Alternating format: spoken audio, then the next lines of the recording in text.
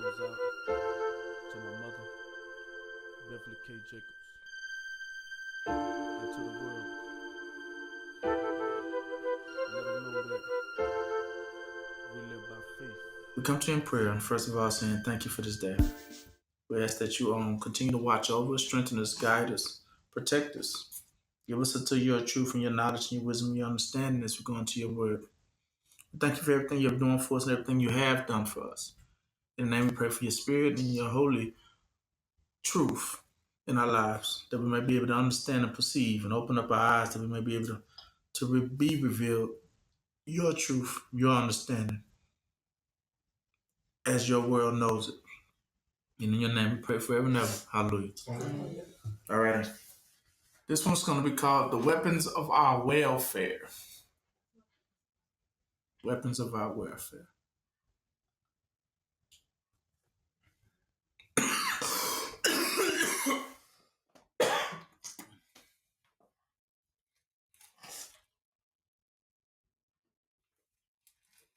To start it off, I would like to go to 2 Corinthians 10.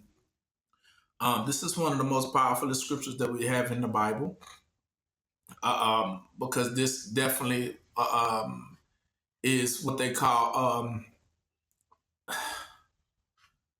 0 point, meaning it starts here, it's going to end what? Here. This is the starting, that's where he said, I'm Alpha, Omega, I'm the beginning and the ending. So he shows you that it's going to be throughout this passage right here. That's why this is one of the strongest scriptures you can ever use against the devil in warfare. Whenever you're battling against them, this is definitely one of your hot scriptures. This is one of your go-tos, one of your cheat codes, your shortcuts. So definitely remember this scripture as you go on in your journey. And it reads as such. It's going to start off at 2 Corinthians. Let's start at 2. Let's just start from 1. We'll start from 10 and we go down to 6. Okay? 10, 1 through 6. So 2 Corinthians 10, 1 through 6. This is one of the famous ones outside of Psalms 23. This is in John 3:16. This is another hot scripture right here that everyone, that knows it. But this one is a battle scripture.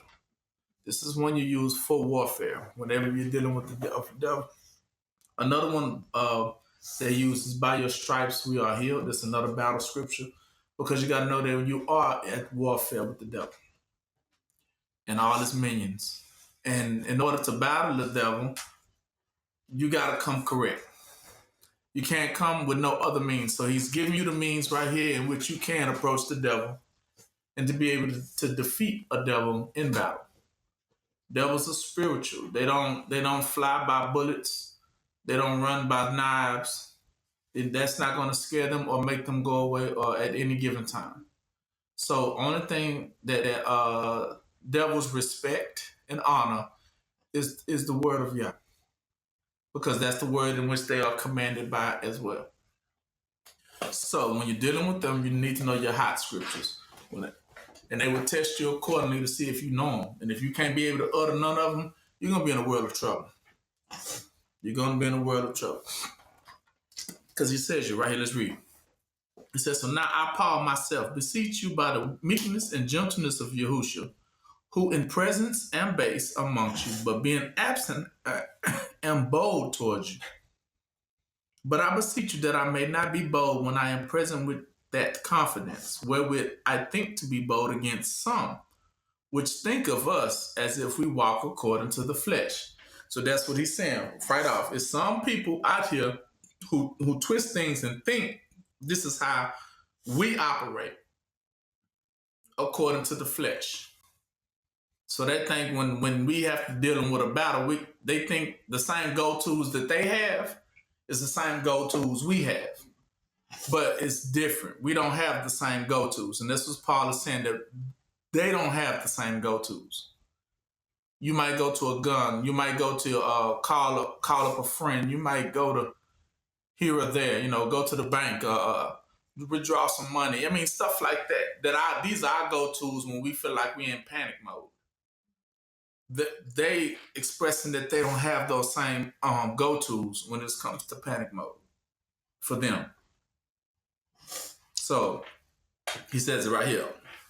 3, for though we walk in the flesh, meaning we obviously, all of us are in the flesh, but we do not war after the flesh, meaning when we in need, these ain't not going to be our go-tos. For the weapons of our warfare. So now he's telling you that they're for his what? Warfare. Warfare is the same thing as like getting food stamps and stuff like that, or government assistance. You see, even government assistance is a normal flesh person's go-to. That's what he's saying. These are not, we don't have these government go-tos. This is not where our strength resides. But in the flesh, their strength resides clearly in government what? Assistance.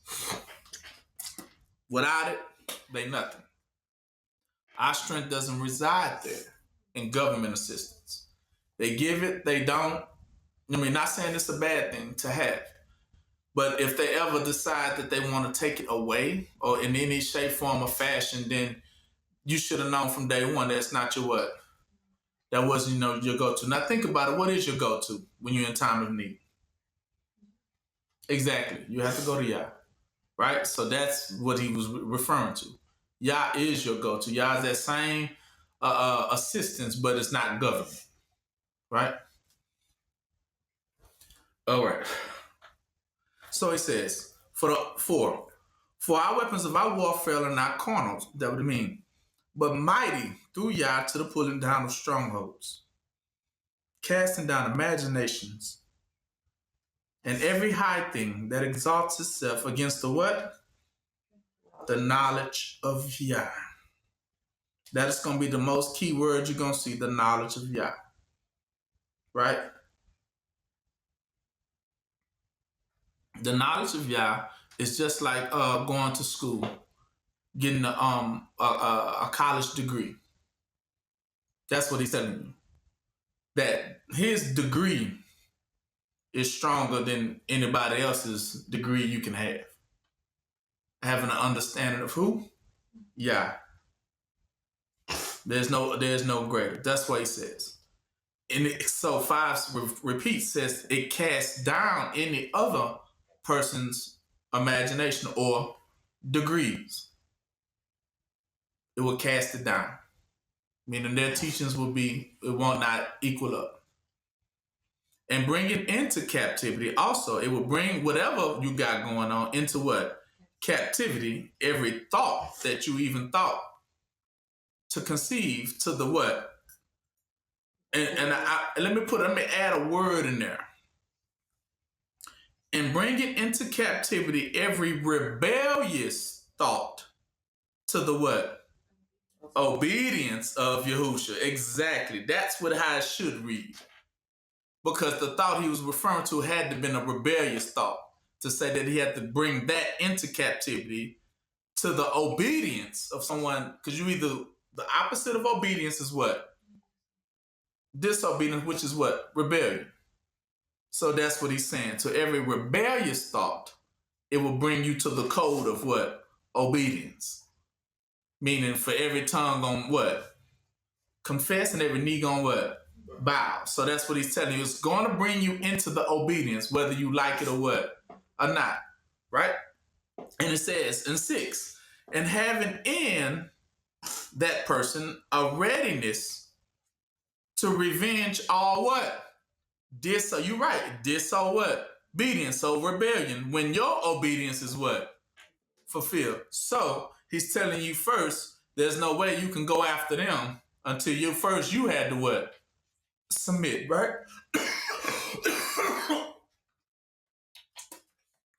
So he's telling you of this education one has to submit to. And if you do not submit to the education, you will become what they call what? A fugitive, right? But he says, that's why I say, and bring into captivity every rebellious, thought. To say, I ain't fenced to do it, right? He's telling you that that's what they operate in on a daily basis, right? This is going to be one of your most powerful scriptures. I'm telling you now. Keep that in mind. Now,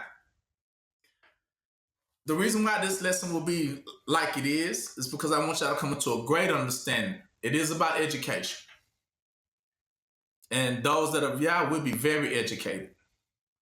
Right? And let me show you whenever you go wrong.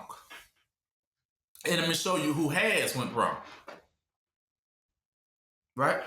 It says, so it's better to have a father. Listen, hear me. It is better to have a father over you that loves you dearly than any king over you that doesn't. Hear me.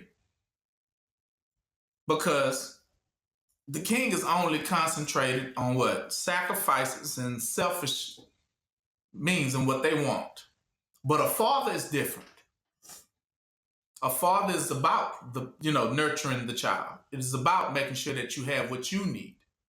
That's the difference between you need to know what you need over you before you quickly to put something over you.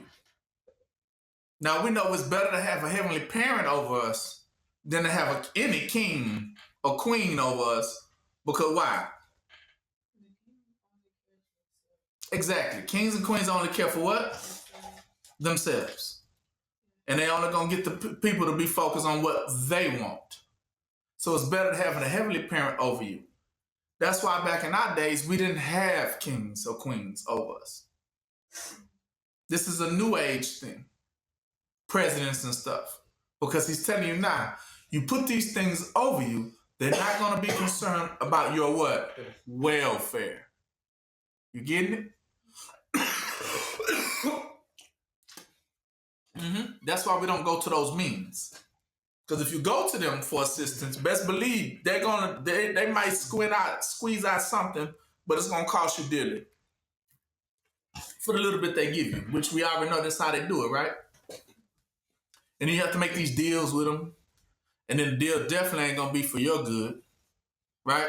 It's like going to a pawn shop, right? You know, they're gonna barely give you anything, but they're gonna take so much from you. But they're barely gonna give you anything in exchange. So that's how kings and queens are. We have to learn that we never had that over us. Back in the days of Abraham, Isaac, and Jacob, they didn't have kings. There was no pharaohs over them.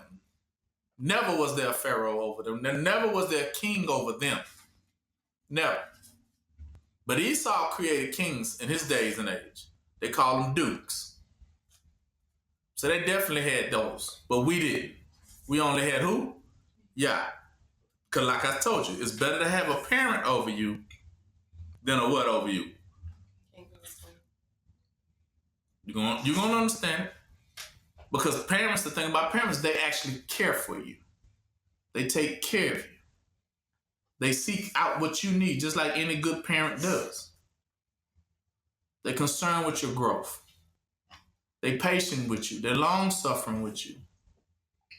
Taking you by the hand, right, and walking you through it. Kings and queens don't do all that, do they? That's why we give unto Caesar what belongs to what? Caesar. We are not of the such to put anything like that over us, right?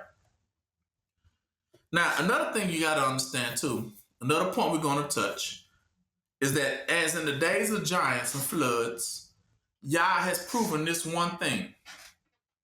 When he flooded out the giants, when he flooded out the dinosaurs, right? Is this point right here. You're going to come to understand this too about Yah. And why did he save Noah and his family? It's because of this. This is what is proven through that. It is proven, hear me, because you don't want to miss this one. It is proven that Yah does not have mercy, and his mercy does not save monsters. You hear me? His mercy does not save what? There is no mercy for a what? A monster. So I'm telling you now, as the flood proved it, destroying not some of the giants, leaving a couple of, no, it destroyed what? All of them. did not one make it. So that is proven facts that Yah does not save monsters. Now, what makes a person a monster? Well, it's a couple of things that falls into line to becoming a monster out here in these streets, they call it. According to those days, before they was called monsters, hear me, they once were angels. Before they became monsters, they once were what? Angels. That's why they was called fallen what? Angels, who gave birth to the giants. Now hear me. Yah doesn't. What makes you a monster is the fall in itself. You see, when you in heaven, Yah makes you beautiful. You're beautiful in heaven. Just like Lucifer was. But if you sin against Yah, when you get kicked out of heaven and you fall out of heaven, you become something else. And you don't keep that shape and form and fashion anymore. Because just like the words call you now evil, you actually start becoming deformed into that evil character. And then you start having the deformities. You start becoming hideous in appearance. The same way those demons look now. That's how you know. You become hideous in appearance. Because once you kicked out of heaven, all that beauty of being in heaven is what kept you looking like that. But once you get kicked out of heaven, all them good looks is gone. That's why they gave birth to monsters afterwards. The beginning of monsters, the origins of monsters. They once were angels. They once were watchers. But once Yah kick you out, you're not gonna keep that pretty face. You're not gonna keep those good, gorgeous looks, those flowing locks. You become something hideous. This is true. Because how do you know? Because once you fall, this is what it calls you. Shameful. Then you become, what's another word for monster? This is how you know that's what they became. They start calling you what? What? Abomination. So that is where the word came from. If you want to know what an abomination is a monster, a deformed, hideous, nasty looking, stank looking, because when you leave heaven, all the good smells, everything goes with it. When you fall, all of that is gone.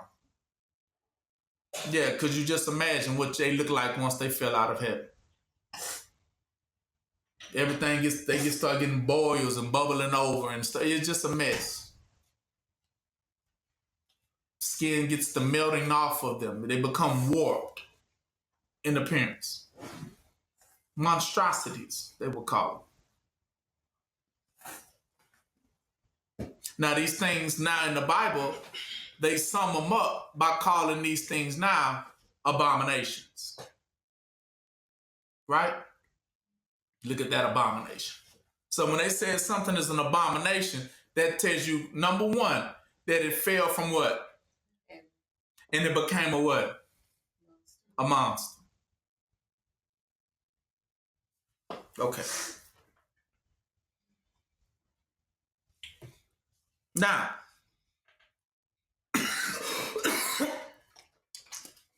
a monster is born in error, meaning it didn't receive teaching.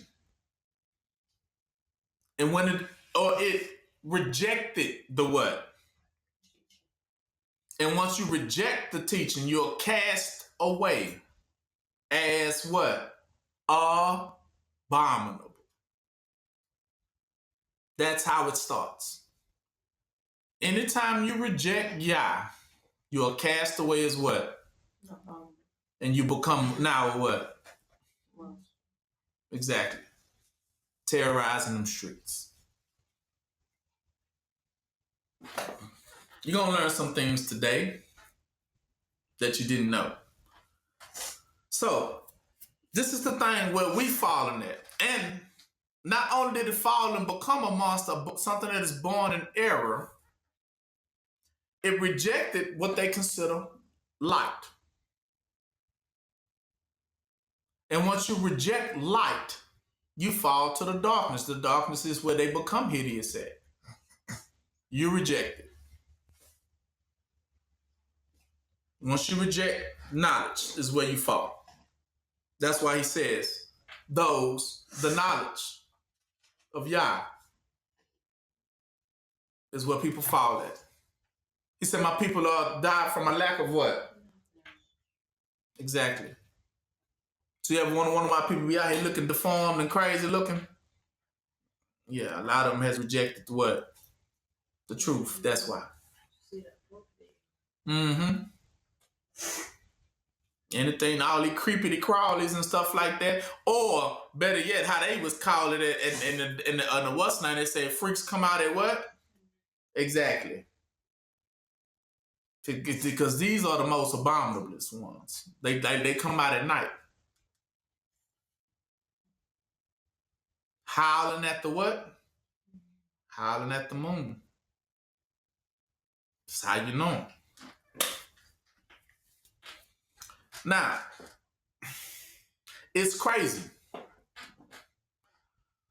Because that is where we went wrong at. Once something is considered abominable to us, we are no longer can what? Touch it or what? Associate with it. If y'all cast it away, we can no longer what? Touch it. Do you touch it anyway? He said, don't touch no unclean what? Thing. Exactly. Because once y'all has kicked it out, it is now called what? Unclean. It is abominable. It is a reject. You are not to keep company with it. It's funny. Because another word for that abomination is a beast. It's a beast. So then it became the mark of the what? Beast. Because it had fallen from heaven. And it's so crazy. On top of that it had been rejected from Yah. That's why it became a beast. That we in return saw the beast rejected, waddling in its own mess. Now I ask you a question. What you think we did when we saw the beast? Exactly. Went towards it, coddled it, felt sorry for it. It says, well, it was just a little while long ago that it was casted down, wounded, and a shameful death. I mean, you're going to live a shameful life. That's what the shame is. Now you bear that burden of looking like that, of being like that, becoming that beast, that monster, that monstrosity, that abomination walker. And then we lift it up. It has already been rejected as being, and when it's called rejected or abomination, it's saying it's no longer a child of what? No, of what? Light. So when they're telling you light, they're saying the light of knowledge, the light of understanding. They call it enlightenment. So it can no longer, once it is cast down as abominable, that means it can no longer what? Teach. because its conversation is in the appearance. It's hideous. It's retarded. It's gone. Therefore, you cannot receive it as wisdom. You cannot receive it no longer. It can't lead your 12th grade class after there has been a monstrosity. Right? But what do? It says we lift it up. And because we are the same thing, we reject it too. So we could have compassion on such a one. See, that's why we start looking at it like we feel sorry if we can sympathize with it. But y'all didn't sympathize with it. But we sympathize with it. We say, we can give it another chance. We not only scratch that, they ain't just give it another chance. They said, it's going to become, we're going to lift it up, we're going to dust it off. We're going to dress it up now. And we begin to admire it. Now we, like, wow, look like something now. And we begin to fashion it. And we begin to admire it as our hope. And then it becomes our salvation. Now we're putting all our trust in it. We give it honor. We give it preference to one another. You want to learn? Go to that one. Gotcha. It becomes the object of our affection. It becomes the light to the people now. The image of perfection. But it was just called what? An abomination. Now it is perfection. Beauty at its finest. Behold it. And we begin to worship it, and then we begin to praise it. But it was cast down just a few days ago. See, this was that character they called Jesus. The beast, the monstrosity, Esau, cast down, considered an abomination. And now we done lift it back up, dust them off, and say, this is our Lord and Savior. He shall bring us light. He brought us light. But he was rebellious. How do you know he was rebellious? Because he broke free from his chain. He was in rebellion. Then he says, but now the world would love my light. But it wasn't that great light. He was cast down from being that what? Great light. So that meant he became a what? Lesser what? That's why, my friends, you have the statue of what? Liberty. The one who says, I broke free. I'm rebellious. That's what the chain meant. Rebellion. And here, people, receive my what? My teachings. Receive my light. My liberty. My freedom.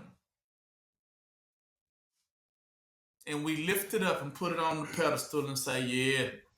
See, that's the thing, because some of us are rebellious too. And that's why we can have compassion. That's why we can have that selective, that selective reservedness about us to say, no, you know what? He and she not that bad. Not that bad. It's still usable.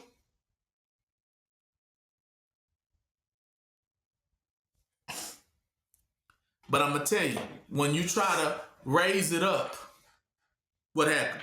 John 15:16.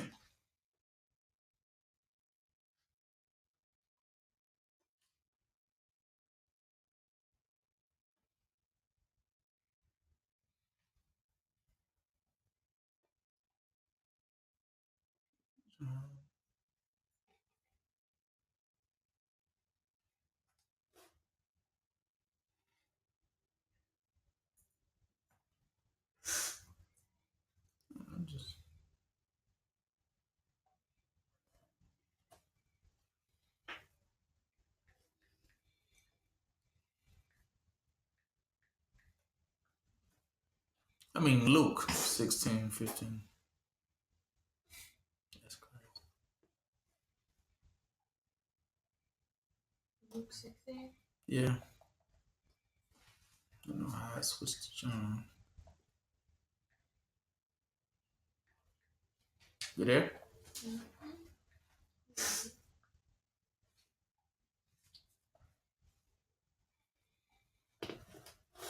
And he says it to him.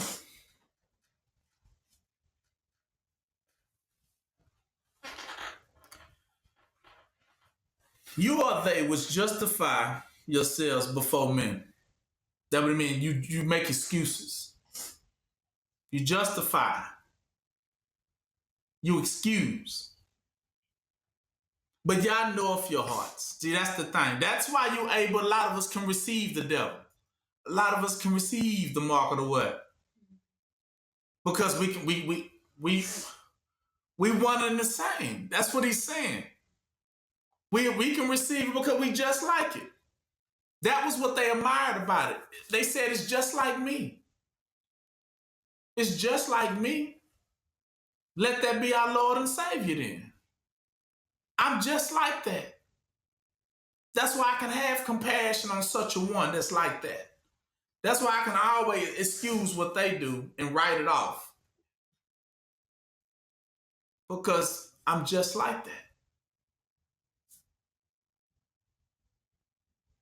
That's the whole thing. And that's why he says, for Yah knows your hearts. That's why he give you the figure of your imagination. You want somebody who will love everybody. Somebody who wouldn't see no wrong in nobody. Somebody that'll forgive no matter what we do, as many times as we do it. That's what we want. A figure like that. A figure of our what? Imagination. And we decked them. We gave him flowing locks. We say, yeah, he'll do just fine. He's perfect for that image. He loves gays. He loves everybody. For God so loved them. Everybody says, yes. See, that's what we wanted somebody to be. So that would easily become your Lord and Savior. Easy. Because I can relate. That's the first thing. I can relate to him. I can. I get it. Yeah. I get it. But Yah says it, for that which is highly esteemed amongst you, meaning who you highly show preference to, that you tell everybody, this is the Lord and Savior. He said, among men is what? An abomination in the sight of who? Yah, telling you that his image to Yah is an abomination. He has been totally rejected.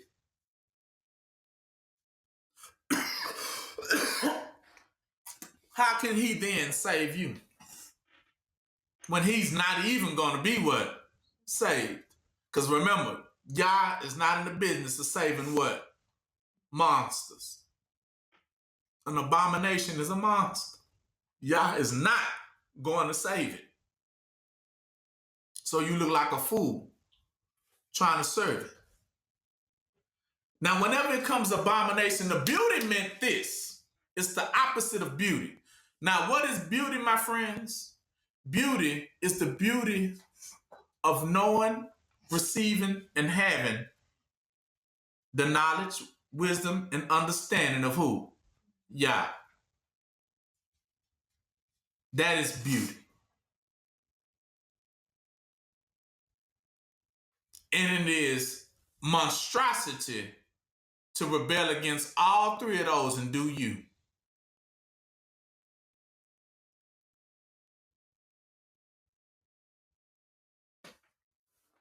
And he says it for those who would love to lift a person like that up.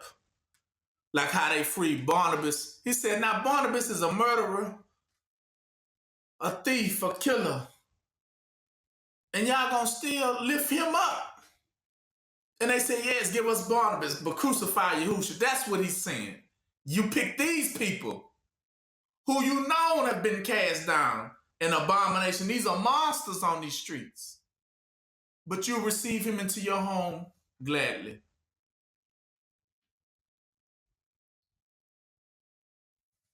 Gladly you would receive him.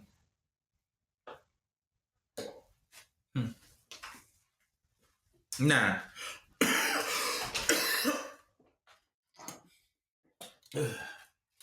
let's see.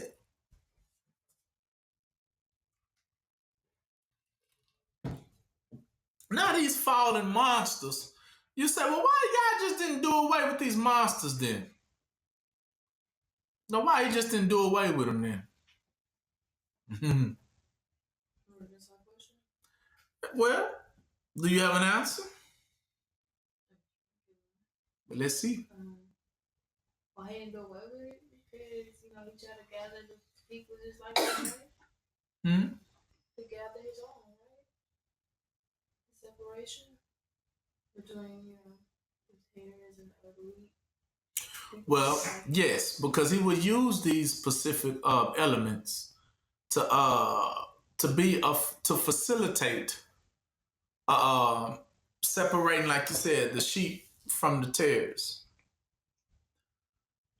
But in essence, when y'all cast them down, their new title, it leaves. They don't no longer have the title as sons and daughters of Yah. They lost that title. When they fall, and they just become evil, right? And so when you fall and become evil, that's why Yah says it. Watch this here.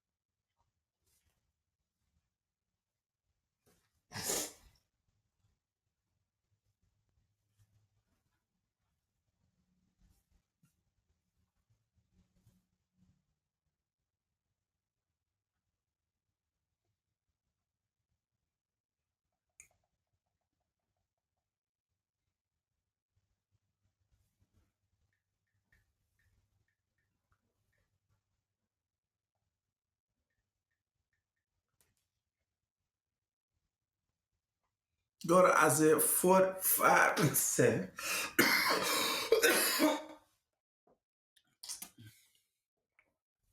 Starting at verse 5. Isaiah 45.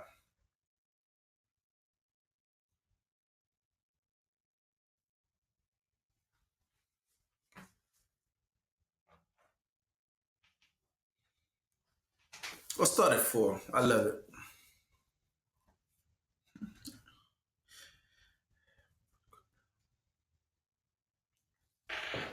I start at 3 is better.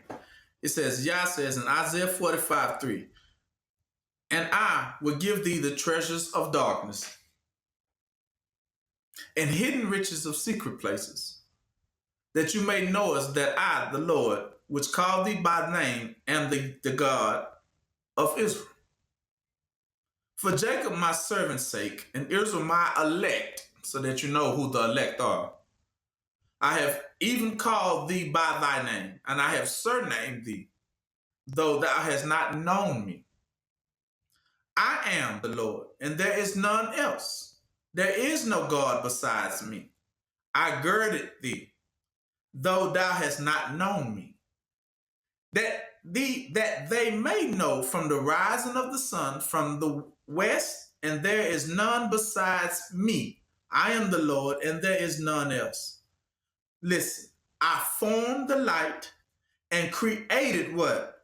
Darkness. So you can say, I created light and I created darkness. I make peace, and then I also create what? Evil. I, the Lord, do all these things. So, stop there. When the Lord cast you out of heaven, cast Lucifer out of heaven, it was intentional. And he cast his devils out, the other fallen angels, it was intentional. So that they could land on earth, become the monstrosities that they was going to become in the flesh, deemed evil, and see now if you will be persuaded. Because I'm going to show you why Yah says, I created evil. Because evil is created for this. Evil was created to actually, once you run across it, it was actually created to turn you away from evil to do what? But some of us seen the evil and enjoyed it.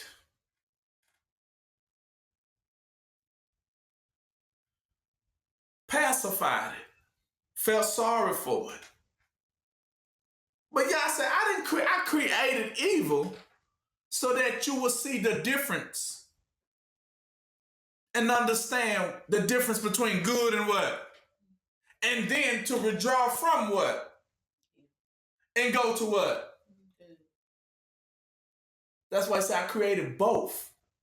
So the Lord is over everything. He was just trying to give us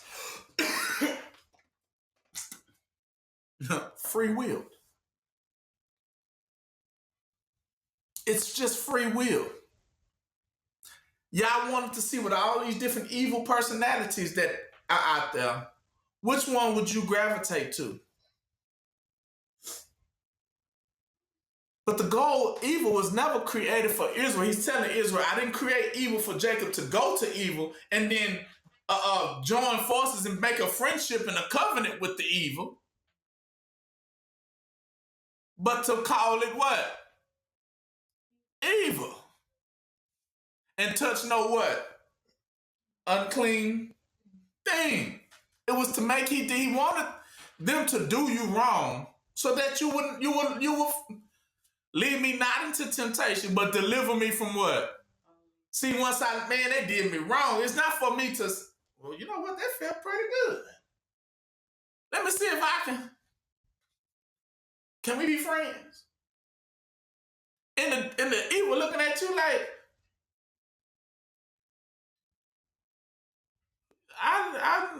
I'm whipping you. But I'm cool with that. Man, white people got some crazy fetishes. I'm just saying. But the evil is telling you I'm evil. Yes. Child of evil. I'm the devil. And some of them come out and tell us, don't they? And we still gravitate to it. Nah, they're still my pastor. Nah, they're still... And they telling you. And you will still make an excuse for it. You will still put your trust in it. But evil, what makes it evil, is that it's not there to make sure you have a good time. It's evil. It knows its purpose. To do you what? Evil. So it's not ever thinking, of your good and welfare. That's why we go back to what he told you. It's better to have a heavenly parent over you than a what? A king. See, because that king ain't thinking about your what? Or good. See, that's what it tells you, because it's what? Evil. It don't know how to be that for you. But we'll still raise it up, make it our king. We still vote for it. We'll still. And it's telling you it's going to do you wrong. That's all it knows. Once the day y'all cast it out of heaven, it's sealed with that seal. It's that and that only. It's just pure evil. And he put these manifestations on earth to see which of us gonna be dumb enough to what? Gravitate to it. I always say I create both good and what? Evil. And I look to see what they gonna do with that magnifying glass in heaven. I look to see what they gonna do. Let's see if they're gonna gravitate to it. Or do they see a son, daughter of Yah, or do they see a devil, and see which ones they gravitate to? Since everybody always looking around trying to see which one is which. They love to be entertained. What's going on? They see the good and evil playing out, and they love to be entertained. But the whole goal is to see which one is they gonna what? Gravitate to.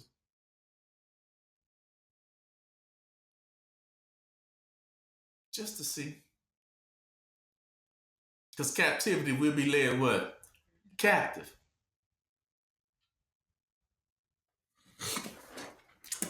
Now, once the devil fell out of heaven, of course, we know the devil was done. So that's why you get it. Another word for a monster is a stranger, because they strange looking now. Stranger things, right? Like, what do you look like now? Right? So, go to Revelation 13 so you can clearly see it.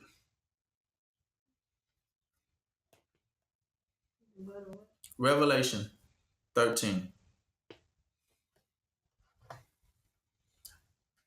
Start at verse 1.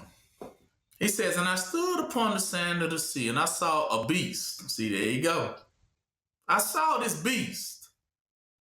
What is a beast? What is a beast again? So we still see if we still there. Monster. That has been what? Cast from where? Heaven. Because of what? His teachings were what? Bad. Evil. And y'all did not reject him as a leader, as a teacher, as a light, as a guider. So he rejected them. And that's when they fell from heaven, they became beasts, monsters. So this is one too. And it says, and I saw the beast rise up out of the sea, having 7 heads and 10 horns, and upon his horn 10 crowns. And upon his head is the name of what? Blasphemy. Now, what is a blasphemy? See, a blasphemy is because of his teaching. His teaching is pure what? Evil. Blasphemy. His teaching, he's telling you everything comes out of his mouth goes against the principles of and the light of what? Yeah, it goes against the knowledge of Yah. It goes the opposite route. And that becomes blasphemy. That was why he was rejected in the first place. Right? When Satan was in heaven, he said he was beautiful. Right? His name was, man, his death. And matter of fact, his name wasn't even Satan in heaven. What was his name? Anybody know? What was his name in heaven? It was Lucifer. Mm-hmm. The morning star. The light bearer. That was his name. He brought the light. But what type of light did he bring? The morning what? The morning light. Yeah. But is there even my question to you, is there a brighter light though? See, he brings the morning light. That great light of the morning. That's what Lucifer is. He's called the light bearer. Yeah, he's the bright. No, you're right. But what part of the day is the brightest light? No. The sun. Is that What part of the day is the brightest light? Sunset. Not sunset. Evening, right? Not evening. What part of the day is the sun the brightest? Early. Morning. Early. Maybe 12. Evening. Noon. Noon. At noon is when the brightest light. So, the devil, Lucifer, is the morning light, which is not as what? Right. Not as bright as the noon light. At 12 p.m. is the brightest of light. That's lunchtime. No, that's lunch. 12 p.m. is not, yeah, it's lunch. It's not evening though. Evening starts around 5-ish in the day, right? Between 5 to 7 is evening. Well, some people start at 4 or even at 3. But we know the brightest part of the light you're going to notice every day is going to be around 12 o'clock. That's the brightest the sun is going to get for that day. And then from there, it declines. See, that means, so it raises from the morning gets it bright from early in the morning, 3, 4 in the morning, it starts getting bright, beginning of getting bright. And then at 12 noon, it's the brightest. And then from 12 noon, it starts declining back to darkness. So 12 o'clock is the brightest light. Because at noon is the light of who? Yeah. Yeah, in Yahusha. So that's how they got deceived. Because he was a lesser light, but light indeed. And because they seen that morning light, they gravitated to it. But they was false. They was off. Because remember, that first beginning morning light is not the brightest part of the light. Yah dwells in the brightest light.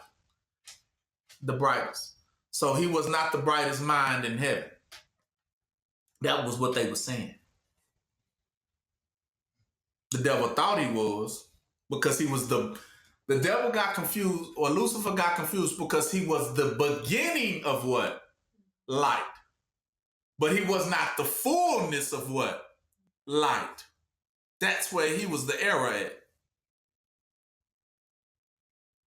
And so he thought his education was the it. Because he said, I'm light. But Yah said, but there's someone brighter than you. So that means someone is greater than you. So you're not at the top. That's when the devil was angry. Lucifer. That's when he became hostile. It shows you the story. We'll go into it where the devil he taught all the angels how to sing. He was a music teacher, and he was teaching other little angels and stuff too. But because he was the beginning of light, he just assumed that he was just light, period. But he was not the greatest teacher up there. But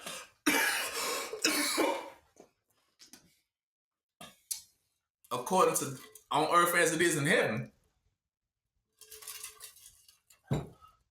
somebody on earth liked that light. They was in awe. You see, here he is. Let's find out.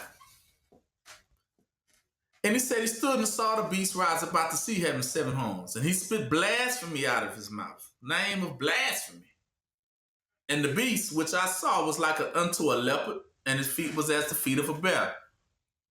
And his mouth is the mouth of a lion. And the dragon gave him his power and his seat and great what? Authority. So it's telling you Esau seen the devil teachings and was like, wow, we can really use that. That's some great light. We received that. Pharisees, everybody received that teaching. They ran with it. That's light. That's all we need to know. We seen the light. Like right there. that little bitty light that's just coming up right there, that would be the morning light.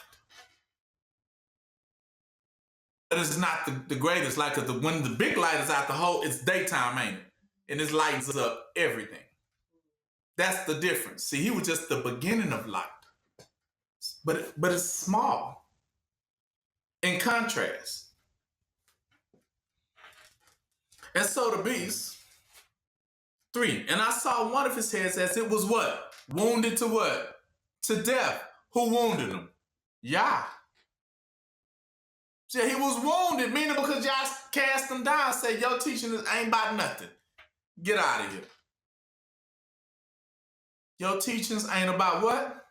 Nothing. And that's a wound. Because that wound is what disfigures you. See, once Yah rejects you, you become disfigured. And you fall out of heaven. See, at that moment, that's what that wounded to death meant. He became disfigured and wounded to death, cast down to the earth as abominable. And his deadly wound was healed. Who healed it?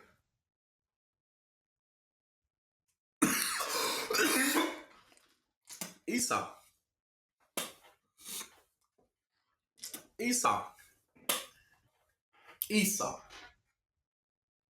See, the devil was, remember, because in the beginning, when the devil was kicked out, he wasn't just a little bitty serpent.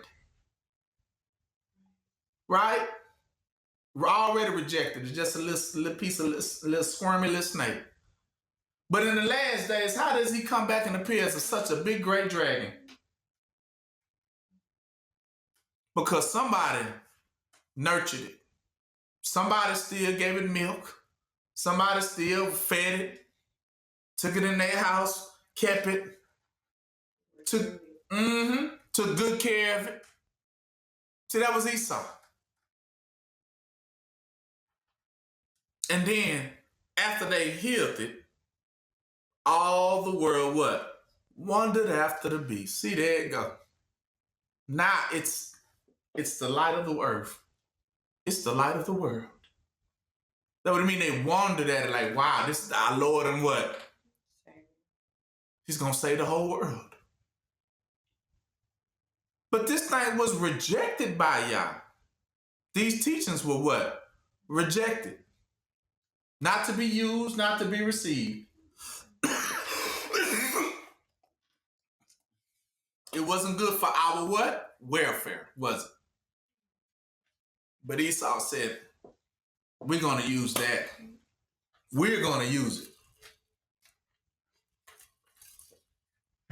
And they fought. And it says, and then they began to worship the beast, the dragon, which gave the power unto the what? The beast, the abomination. Who is the abomination? Jesus Christ is the what? Because if you know the backstory of the picture, we know it was a king who lost his son, and his son was no good. And his son got killed because Yah cast him down. He pumped his fist at Yah. You ain't gonna do this to my son, and breathe life back into him. Michelangelo, those painters got the painting, and they brought his image back, the image of Jesus, which was that man. What's his name? What they call him? That son. I remember his name now.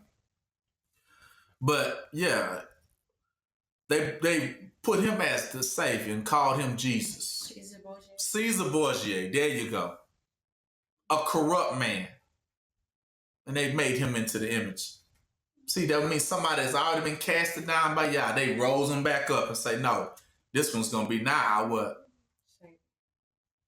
He's our light. We will learn from him. And they began to worship it, saying, who is like unto the beast? Who is able to make war with it? See, that what it, nah. Who able to fight it? Because they didn't put so much stock into it now, right? And there was given unto him a mouth speaking great things and blasphemy. That means teachings that are what? That are abominable for us to hear. Teachings that are, no, we can't be doing that. And you can see the way they have educated us. So I'll tell you now that the teachings we have been getting, my friends, were not the teachings of the great light, but the teachings of the lesser what? That is what they've been giving us, the devil's teachings. They've been feeding it to us on the airwaves, the radios, through TVs, through subliminal messages, images, showing us the devil. Like I say, the Statue of Liberty. That's his calling card. And anyone who looks at it and be like, wow, I want to live where? In America. Because they look at how they do things. Yeah, look how we do things.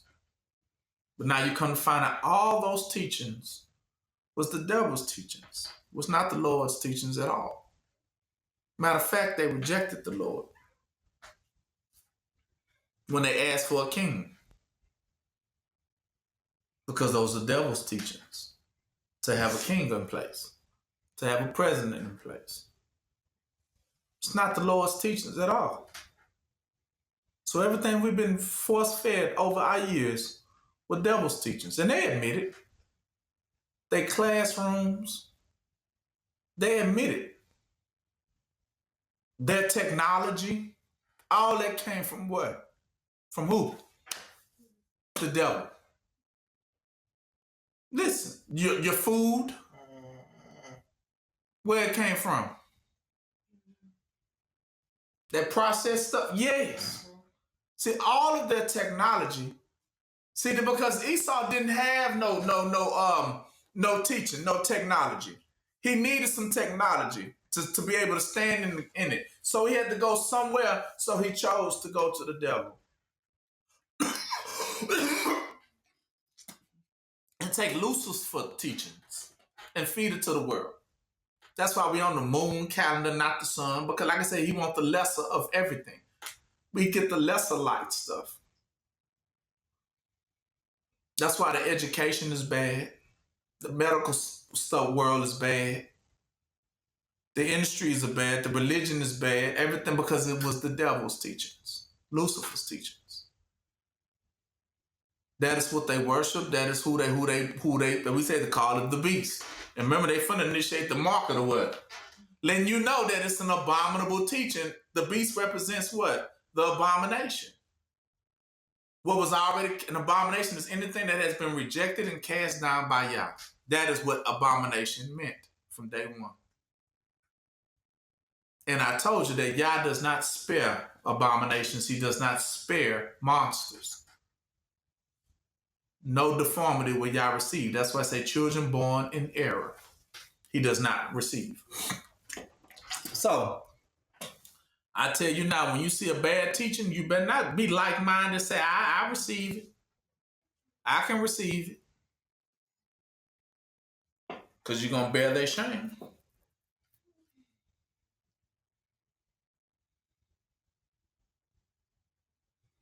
And it says, and there was given unto him a mouth speaking great things and blasphemies, and powers was given unto him to continue 42 months. And he opened his mouth in blasphemies against Yah, to blaspheme his name, his son, his tabernacle, and all of them who trusted in the true Yah. And it was given unto him to make war with those ones who trusted in the true light, and to overcome them. And power was given to him over all the kindred, tongues, and nations, and all that dwell upon the earth shall worship him, whose names are not written in the book of life, slain from the foundation of the world. Meaning given, dispersed for the foundation. See, he is given as the foundation or the principle of the world. Talking about who? Yahusha. He is given for the principle, not the devil. We've been taking the devil's teaching. He said, no, Yahusha is given for what? Fed to us for teachings. That's what he said, the knowledge of who? Yah. And the obedience of who? Yahusha Mashiach. I mean to say that? We read it first in 2 Corinthians 10. That's what he says. That's going to put down anybody else's teaching. Now, the point I'm trying to make here is that we've been fed of a lesser light or of a lesser education. We've been given a lesser education. And it's not good. Is that when there's a lesser education, that's why Yah always told us, those that are of Yah, do not bow to anything that is of the what? Of lesser. Of a lesser what? Education. You do not bow to the lesser education. Once Yah has condemned that education, we do not still go back and serve it.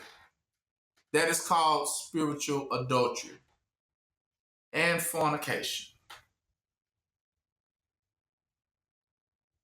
You do not fall to nobody who has already been called a beast. That's why you don't work for a what? A beast. An abomination. A monstrosity. Somebody has already been wounded and cast down by Yah. You do not come back and still serve that.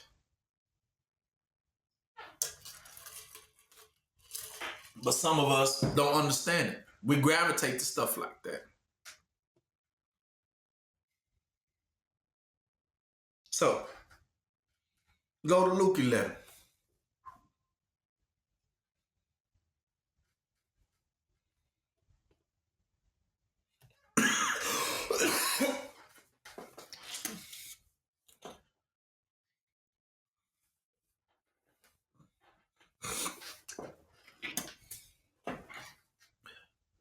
All right. I love it. Go down to 11 and 11. Because we know in verse 10 it says, everybody seeking you shall find, right? Knocking you shall be asked, right? Because that's what you're going to be asking for. You're going to ask Yah for, I need some wisdom, right? Meaning I need to be educated, right? And because of these things, of course, Yah is going to give you that education that you seek. That's what it means. Ask, seek, and you shall find, right? How do you know? Because he says it. Let's read. 10 says, for everyone that asks, receive, and seek, and he that seeketh findeth, and to him that knocketh it shall be opened. If a son shall ask bread of any of you that is a father, will his father give him a stone? No. Or if he asks a fish, will he then give him a serpent? No. Or if he asks for an egg, will he give him a scorpion in return? See, all these scorpions, serpent, right? You know what those are? The stone, deformities. Those are abominations. That's what he's telling you. I'm not going to give you those. But if you ask for something good, I'm going to give you what? Something good. But you best to know when that education is not proper. Because he's telling you he doesn't now, but the devil will give you a jacked up teacher.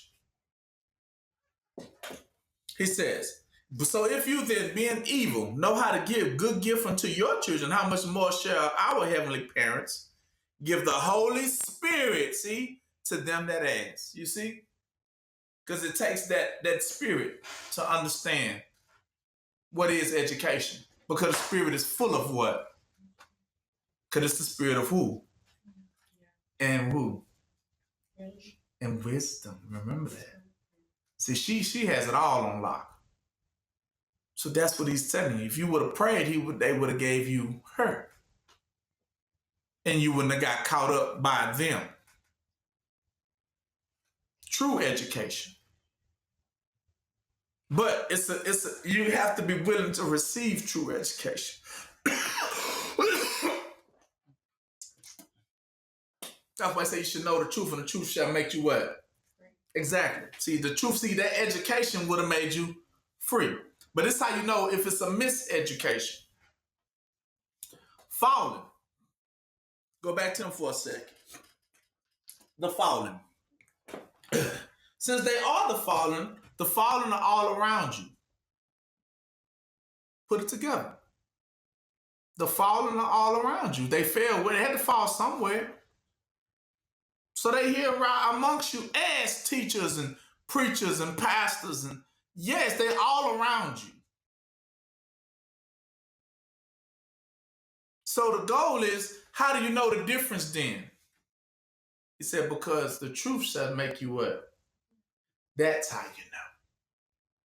See, those that of truth come to do a certain particular work. And then you know the ones that ain't. Because when all them demons fell, they made a truce. Tell me what happened. They said, well, you failed, I failed, you failed, I failed, you failed, you too, I failed. Okay, what we gonna do? And they said, well, we do know that there is some people out here that's supposed to make it. But our goal is to make sure they don't what? So they have shook hands already. That agreement is already made. They know they gonna burn. They already know they fake it. They fallen. They know. Abomination. They ain't gonna make it. So now the goal is to, that's why I told you, I create good and what? Evil. Both. To see which one you're gonna what? See which ones you're gonna choose now, because that is up to you. That's called free will. So he says it like this. How you know? He said, and when he was casting out devils and it was dumb, and it came to pass the devil was gone out, the dumb spake, and the people wondered. But some of them said he casted out devils through Beelzebub, the chief of the devils. And the others tempting him sought of him a sign from heaven. But Yahusha, knowing that thought, said unto them, did you know that every kingdom divided against itself is brought to desolation? And a house divided against a house falleth. So that's what he said. So first of all, the devil's kingdom, which came to what? When he fell from heaven and came to where? Earth, and established what? When he shook hands with all of them, what did he establish? A kingdom. It's just telling you that right here. He established a kingdom on earth where he rules. And he says, now everybody that shook, all them fallen angels that shook hands with him, all agreed. Right? So it is no divide. So that means not one of them, all of them have the same mind frame. So this is how you're going to know. He says it. 18. So if Satan also be divided against himself, how shall his kingdom stand? Because you say that I cast out a devil through Beelzebub. But if I be Beelzebub, cast out devil, whom do your sons cast them out? Therefore shall they be your judges. If they ever start casting out devils, then you're going to understand what I was this day. He says, but if I with the finger of Yah cast out a devil, no doubt the kingdom of Yah is come. He said, so if I take one finger, and if I can remove a devil, then surely a new kingdom is what? Being what? Established. Because it's not of this kingdom. Because this kingdom all works what? Together. That's what you're going to always get them hearing them saying it. We work what? Together. New world order. We all work what? Together. So that means they all of the same mind. They all want the same thing. To keep everyone what? In line. That's what they mean. We all work what? Together to keep you here. That's what that means. And they always trying to see, is you going to join us? So the whole fight is to try to make you what? Join them.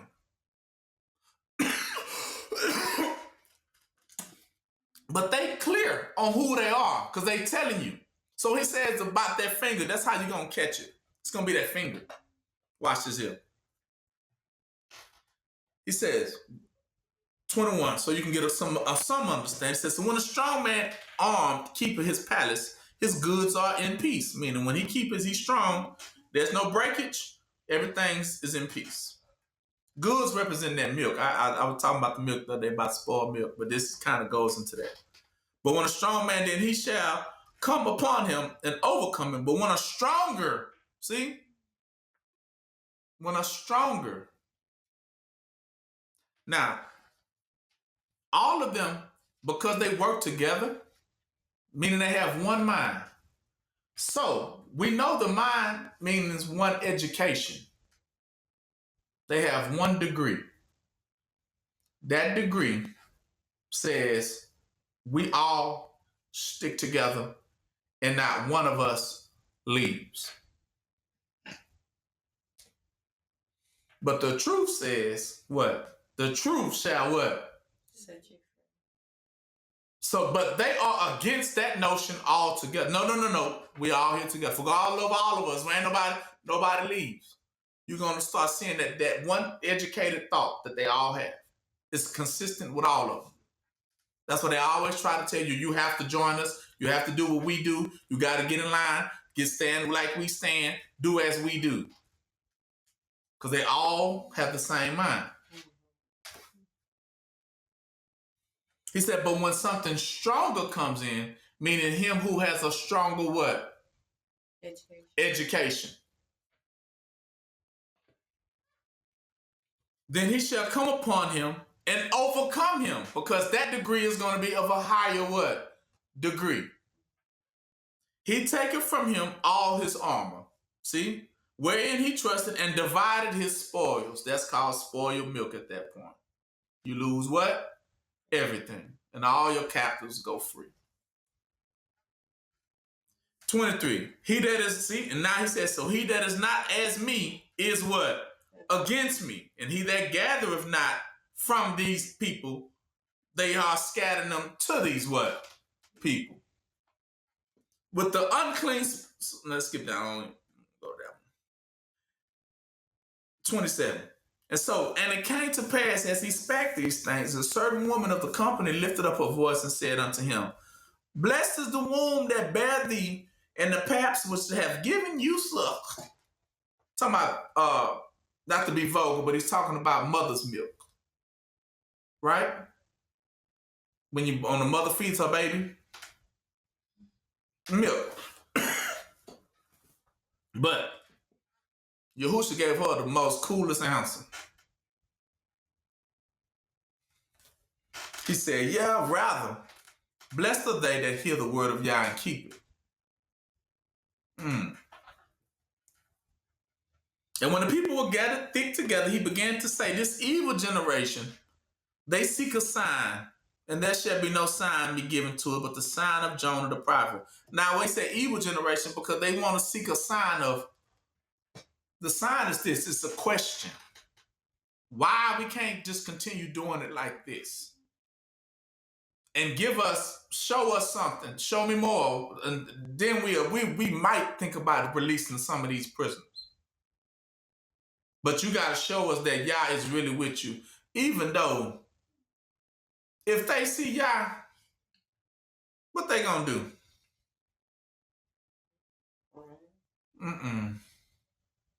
It's obvious what they gonna do. They're gonna try to war with it. Anytime they see the spirit, they get hostile. But because the education is greater what? Than their education. So this is another point. Don't ever go against a greater education. Because you need it. Man don't live off what? Bread alone. But he needs to be educated. So he needs that next level teaching. What is greater. But it's stronger. Now, that's why Yah says, when I became a man. Because this is the difference from a child and from a man. A baby still drinks what? Milk.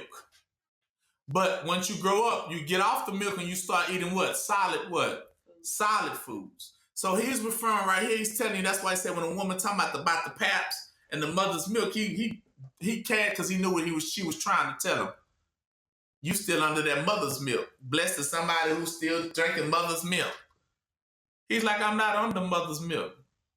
But he gave her the meat. He says, no, but rather, blessed are they that hear the word of Yah and what? Keep it. That's solid food. That's solid food. That's no longer being under the milk doctrine, because if you stay under the milk doctrine, you'll have that same mind as the beast. Because he educated all of them with that milk. All right. He says, so therefore, this evil generation seek a sign, but should not be no sign given to it but the sign of Jonah the prophet. For Jonah was a sign unto the Ninevites, so shall the Son of Man be to this generation. And he tells you, the queen of the south shall rise up in judgment with the men of this generation and condemn y'all, for she came from the uttermost part of the earth to hear the wisdom of who? Solomon. And behold, a greater than Solomon is what? But he's telling you a greater what? What Solomon had that she came to seek out? Solomon had what? Wisdom. And he says, now this queen came from Egypt all the way to come hear this man, hear his words. But he says, but a greater than Solomon is what? Here. So he's telling you this. So who got more wisdom? Yahusha or Solomon? Yahusha. That's what he's telling her. Telling the people. There is a higher education than even that of what? Solomon. Tell you, see, you got to read it. And then 32. The men of Nineveh shall rise up in judgment with this generation as well and shall condemn it. For they repented at the preaching of Jonah. And behold, though, a greater than Jonah is what? So he's telling you once again, there is an even higher teaching. So he's telling you, don't never reject what? A greater teaching. Because you will be condemned. He's telling you, they condemned them because they wouldn't listen to this wisdom. They wouldn't listen to this teaching that was of a greater understanding than what they had. Right? Don't become hostile. He says it. So, 33 now. He's telling you, first of all, do not reject a greater understanding. You hear me? Don't be like them who swear that what? I know it all. Don't be that. Especially somebody coming to you with some greater what? Teachings. Now, what is a greater teaching? We know the greater teaching is Yahusha. We know it. Yahusha teaches are greater. Listen, and he tells you this in 33. This is how you know. Now, this is another point he's about to make. Always submit to the higher, the greater teaching. This is the first level. The next level is when you are and have become that higher level of teaching and understanding. This is what you better not do. He says what? No man, when he has light a candle, put it in a secret place. Neither does he put it under a bushel like a blanket. Does anyone light a candle and put it under a blanket? Or stick it under a table? That's what he's telling you. When you are truly educated, you no longer, and they talking about the blanket represents the beast. You do not go back and serve what? The beast. Because you have a higher what? Education. And anybody that's of that, you cannot go back and serve them. That's what he's telling you there. That's the second point. I need y'all to understand. Number one, we always submit to the higher what and greater what? Teachings and understandings. That is who we are. And number two, we do not go backwards in it. So that means we don't go take the teaching and then go back and go serve somebody that's under the table. Now, we eating on top of the table. We don't serve people that's sitting what? Below the table. Because we're trying to get to the next level. That's what it means, man. Don't live off what? So you're going to always need the next level of teaching. You're going to need it. So you don't be stagnant and take your teaching and go backwards with it. Meaning do not downgrade yourself. It's right here in these scriptures. Because if you do, he said you're going to be covered and you're going to be captive by it. That's a beast. That's what he called it. The same thing we said, let Jonah out the belly of the what? beast. Did he go back to that beast again? No. No.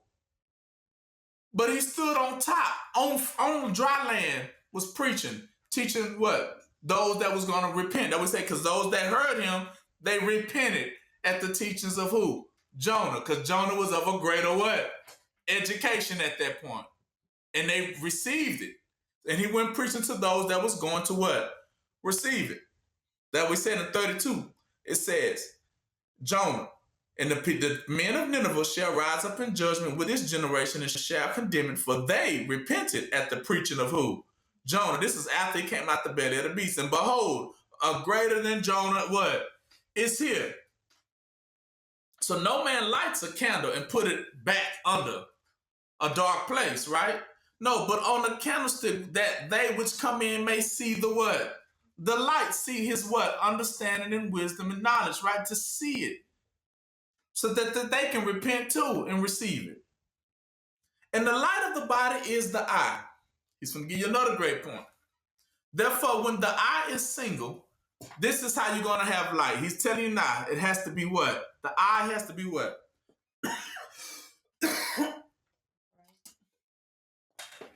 Okay, let me break it down to you. The light of the body, read it again carefully. The light of the body is the what? The eye. Right? You hear him? When you educate it, it's going to be right here. You're going to be educated. That way he said he let the blind what?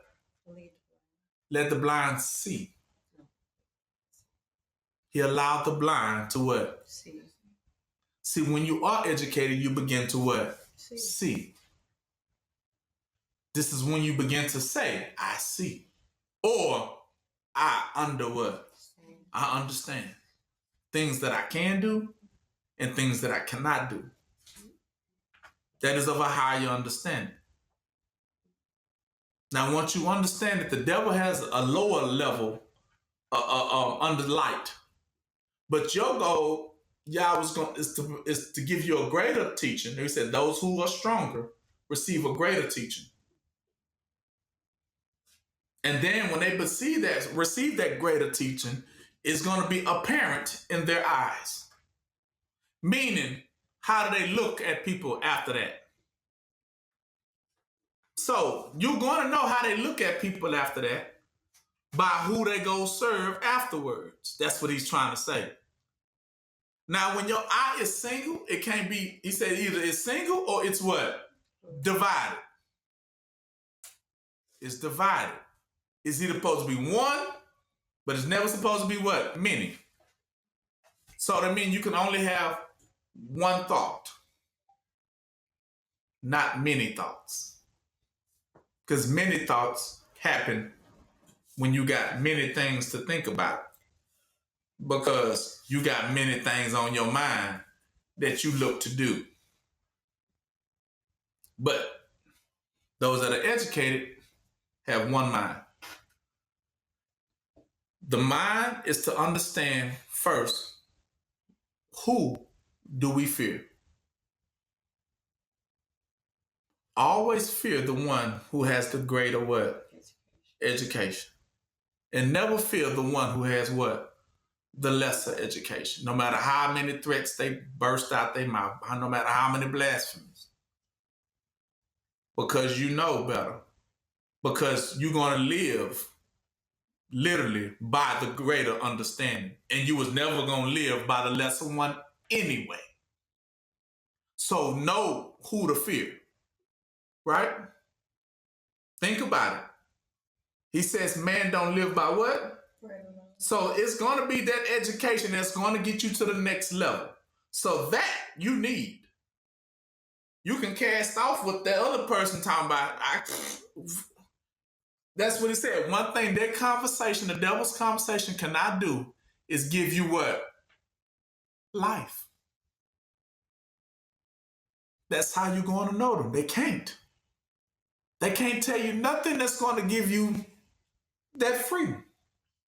Like I said, but the truth shall make you what? Free. That ain't what they there to what? To do. So they're never going to give you those keys.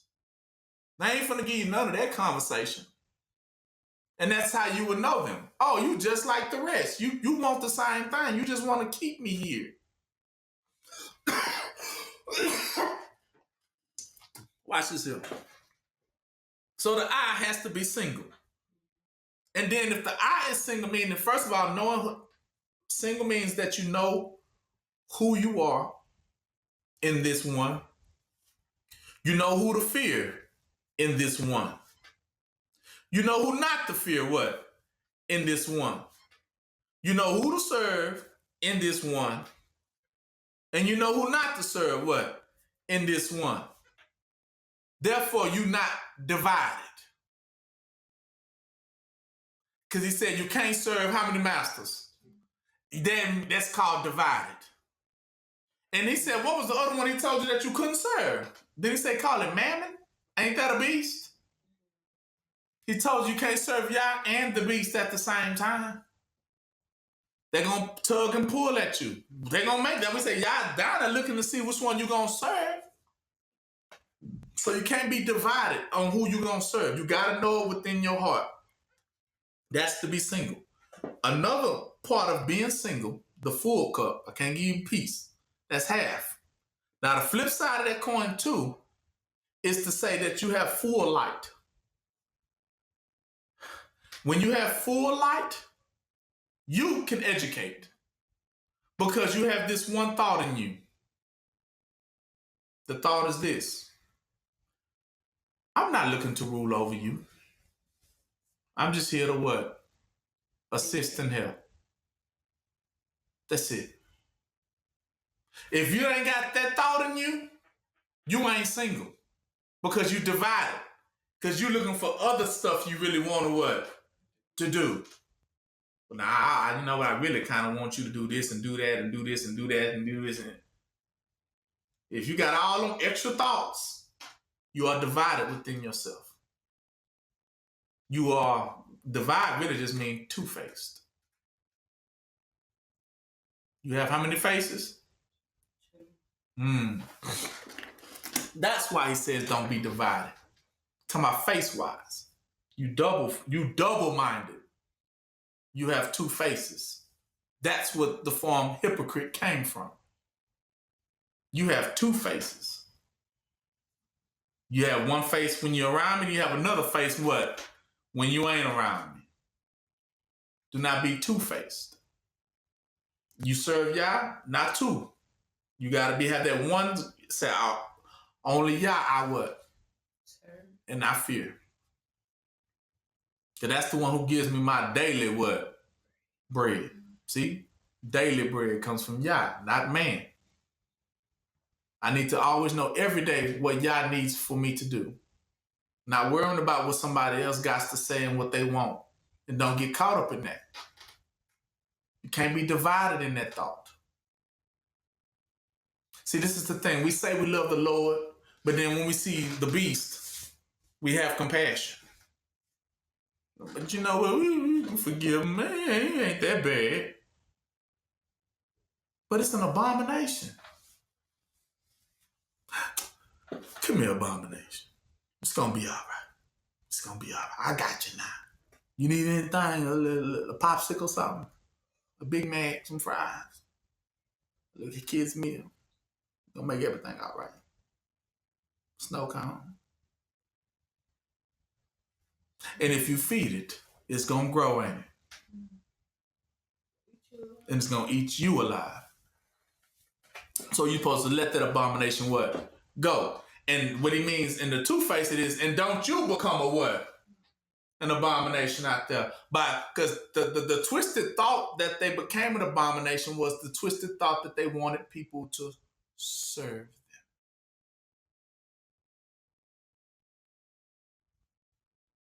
Instead of being like, nah, I don't want you to, I'm not here to, everyone belongs to Yah.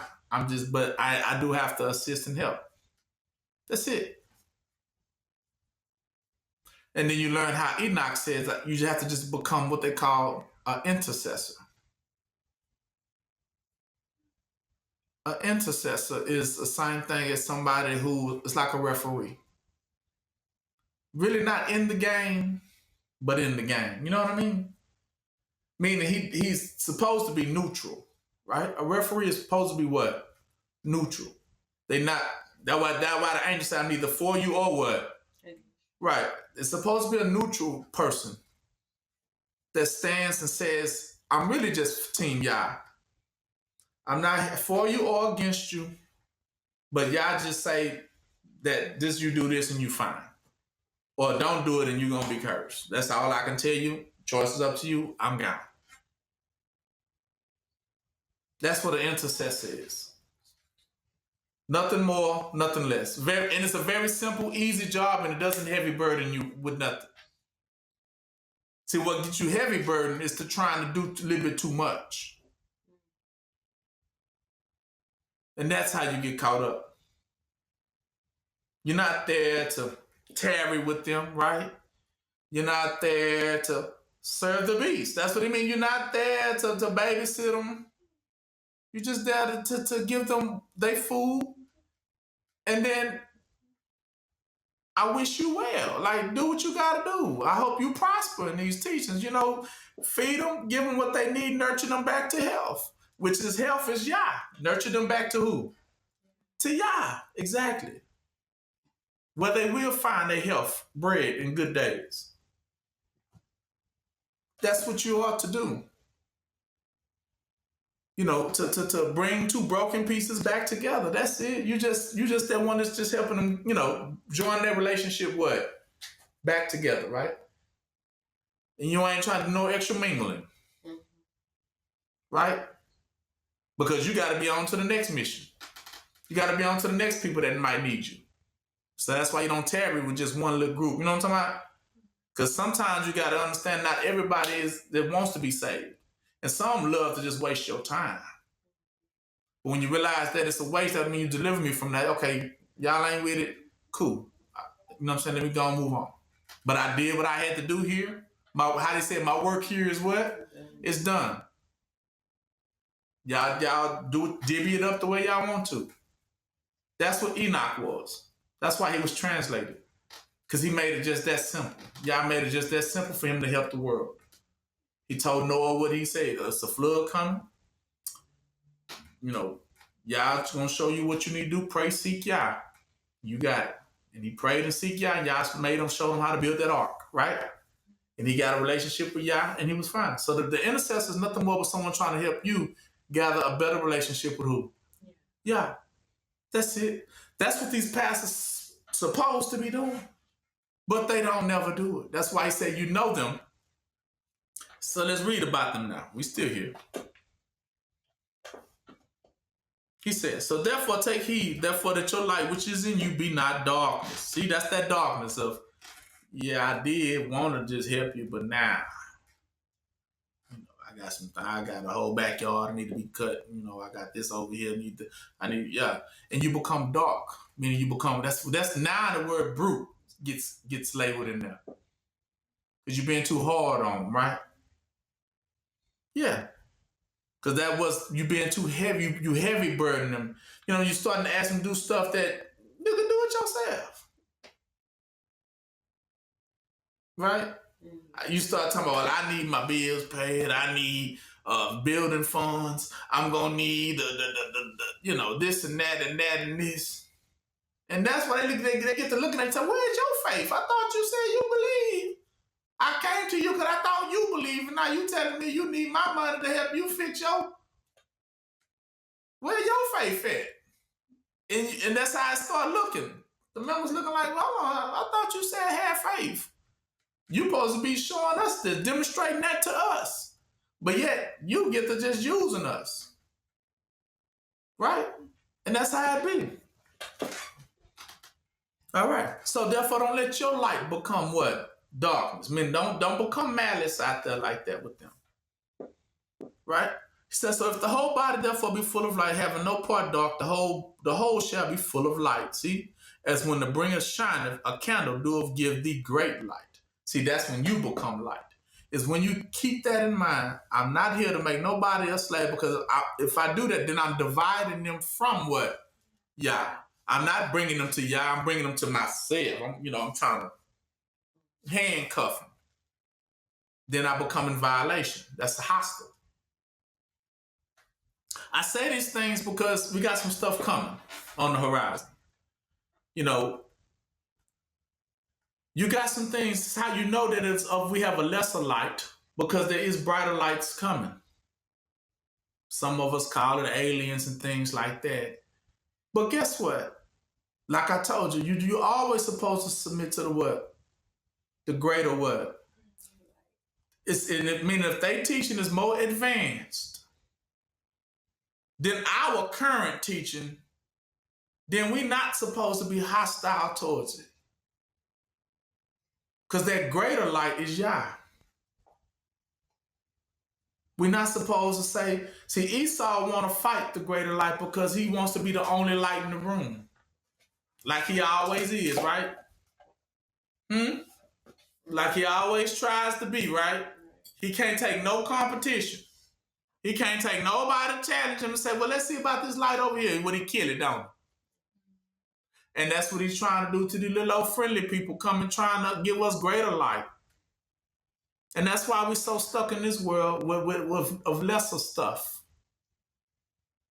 This ain't the greatest teachings. Trust me, look around. Do it look like this the greatest teachings you ever heard and seen? It's not. Houses could look a lot better. Let me show you what greater. You see how stuff look now. Power lines, phone lines, wires hanging around everywhere. Go to Revelations 22. I believe so, yeah. Let me see right quick.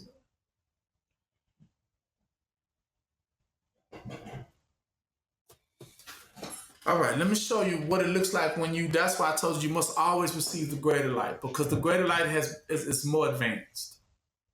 It's more advanced in all aspects. Read. And he showed me a pure river of water of life, clear as what? Proceeding out the throne of Yah and of the Lamb, and in the midst of the street thereof. Hold on, I think that's not.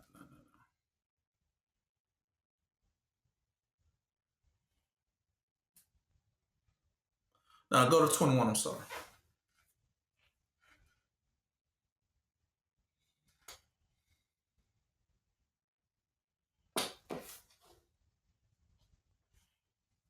Go to 9. 21 and 9. And there came unto me one of the 7 angels, which had the 7 vials full of 7 plagues, and talked with me, saying, come hither, I will show thee the bride, the Lamb's wife.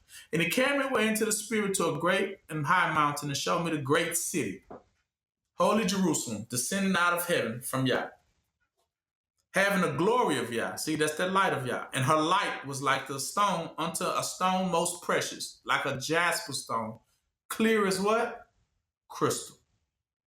And that city had a wall great and high, and it had 12 gates, and the 12 gates angels, and the names written thereof, which were the names of the 12 tribes of the children of Israel. And on east 3 gates, on the north 3 gates, on the south 3 gates, and on the west 3 gates. And the walls in the city had 12 foundations, and in them were names of the 12 apostles of the Lamb. Let's get up. And he talked with me, and he had a golden reed to the measure of the city, and the gate thereof, and the wall thereof. And the city lie 4 square, and the length is the largest as the breadth. The length is as large as the breadth. And he measured the city with the reed, 12,000 furlongs. The length and breadth and the height of it are equal. And he measured the walls thereof. So that means Yah always has perfect balance, right? And he measured the wall thereof 144 cubits, according to the measure of a man, that is, of an angel. And of the building, the wall of it was what? Jasper. So the whole wall was actually made of a what? Crystal. And the city was pure what? The city was made out of pure what? Pure gold. And the gold was so refined and pure, it was like unto clear glass. The gold was so refined and pure, it was like clear what? See-through what? Gold. You ever seen see-through gold? That's the brightest gold. You ain't never seen see-through gold, huh? Because you ain't never seen it that bright.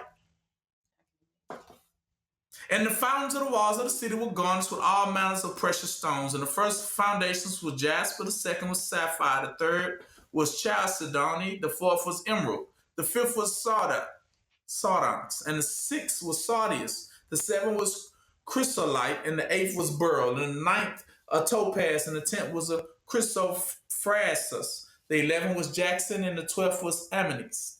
And the 12 gates were 12 pearls. So the gates were made out of what? Pearls. Every several gate was of one pearl. And the street of the city was pure what? The city was made out of what? Pure gold. As it was a transparent glass. If you didn't understand when he said it the first time. That the gold was so clear and pure. It wasn't dull. It wasn't tarnished. It was so clear and bright that it looked like transparent glass. See-through glass. Now, you can't get this type of city with this type of education. You see what I'm saying? A place like that takes a higher what? Education to reach it. So we know that it takes people who are more educated to teach us who are not as what? And not to refuse it. Not to fight it, not to go to war with it because it's smarter than you. No, you're supposed to receive it. That's why the two becomes what? One. You're supposed to want to receive something that's greater than you. You're supposed to want that. I love when I run across some information I didn't know. And especially if it's going to help me out in the future. Of course, that's an advancement. Those things we're supposed to receive. But our problem is, Esau's problem is, whenever he hears somebody with something better technology or better conversation, what does Esau do? He refuses it. Just like Esau refused it.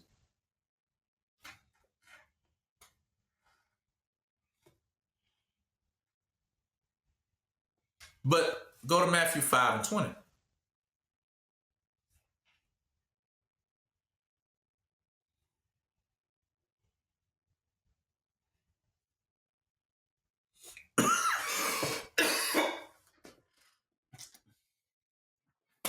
What does it say there? For I say unto you, that except your righteousness exceed the righteousness of the scribes and Pharisees, you shall in no case enter into the kingdom of what? Yeah. So he's telling you, unless you advance higher than their education, you ain't finna enter. He's telling you now. Go back to Luke 11. I'm gonna tell you why.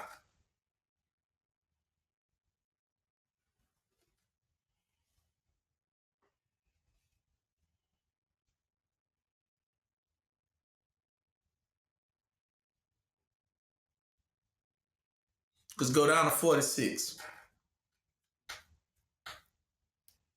What does it say? He said, woe unto you, lawyers, for you laid men with burdens, grievous to be borne, and you yourself touch not the burden with one of your what? Fingers. Meaning, this is how you always know them. Because we said the devil's house is not what? It's not divided. So his members are not divided. So then he's talking about that finger right there. Like whenever there is a law imposed on you that keeps you in captivity, these Pharisees, preachers, and teachers never lift the what?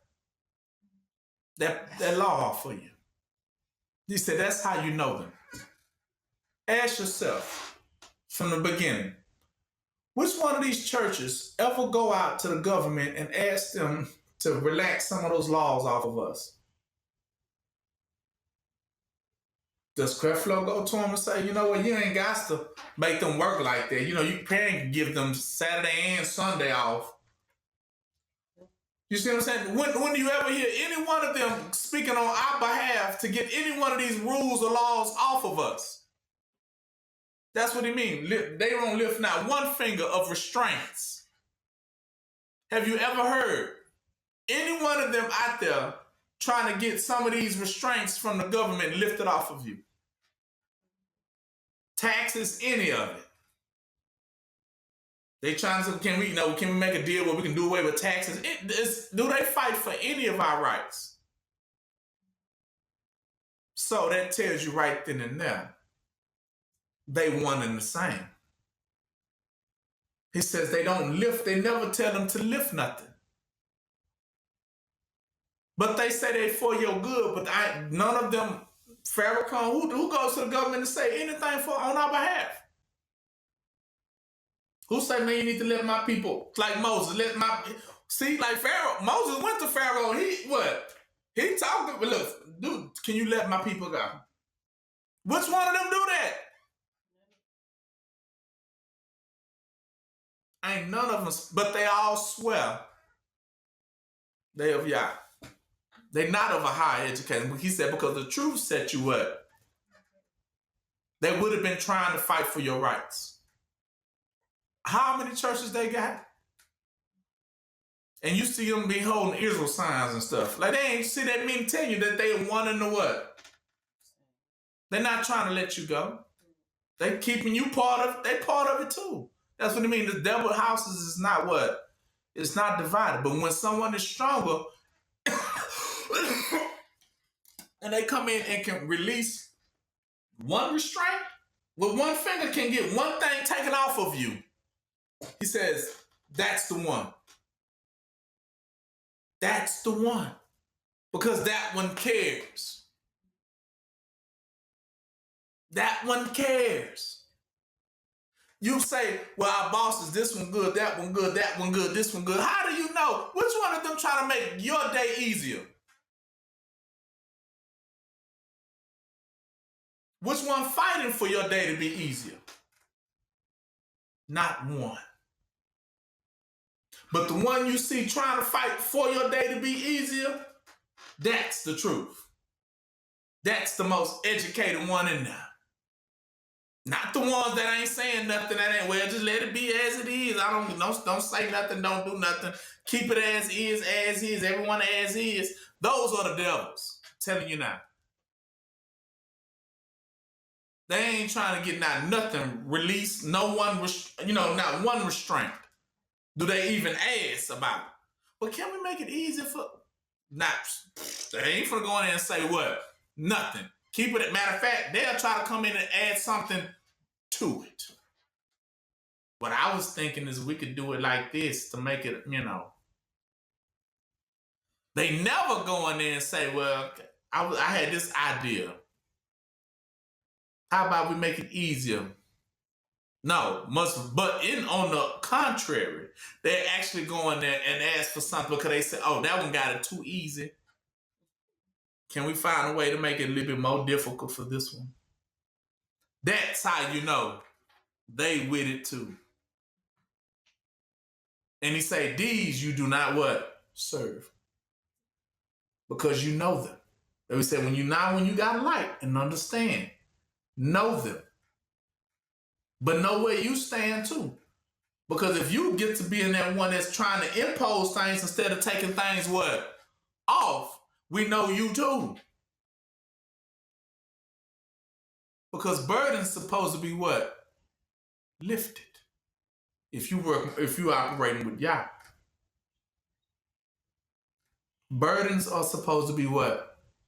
Lifted. Meaning things supposed to, if whenever you're going to know, he's telling you, you're going to understand the greater education, is because there are those that are coming to make life what? Easier for you.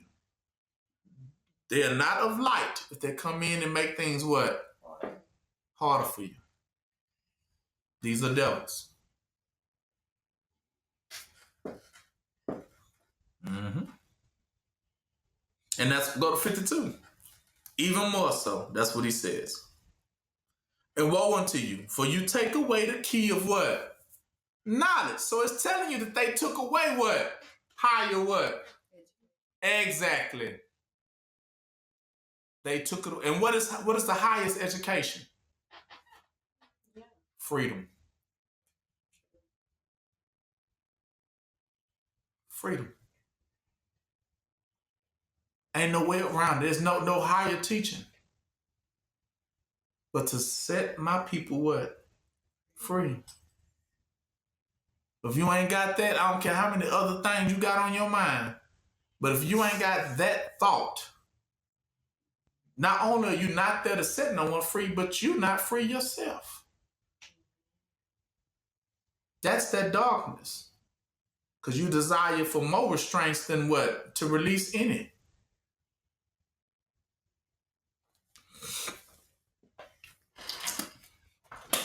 Let me see.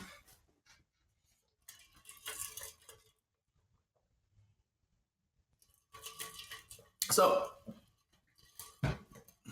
don't learn. They are considered heathens, so you don't learn their teachings, okay? If you know it's of a lesser education, what is the highest education? Freedom. And the freedom to do what? Because it has to be a purpose. I'm not letting you free to just go play in the sand. It has to be free to do what? What did Moses want the people to be free to do? Who? To be with Yah. To be with and serve who? Yeah. Yeah. You always free if that's what you desire to do. Can no one hold you from that? Because that is your duty. See, when you decide to serve Yah, that's freedom. That's when Yah says, when somebody resurrected, they don't go back to serve those things. No, they serve Yah as angels now. Yeah, they're servants of Yah now. They don't belong to man, a woman, a beast, an animal, a monstrosity. No, they belong to Yah. And then they can never what? Degrade themselves into that. That's called fornication. If you didn't know what spiritual fornication it is, to demote yourself. Like the fallen angels. That's what happened to fallen angels. That is the first principle.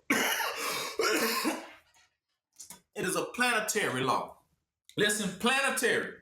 When I say planetary, while they trying to shoot at them aliens, telling them aliens slow down, they can't. They can't stop and go your speed. No, you just need to what?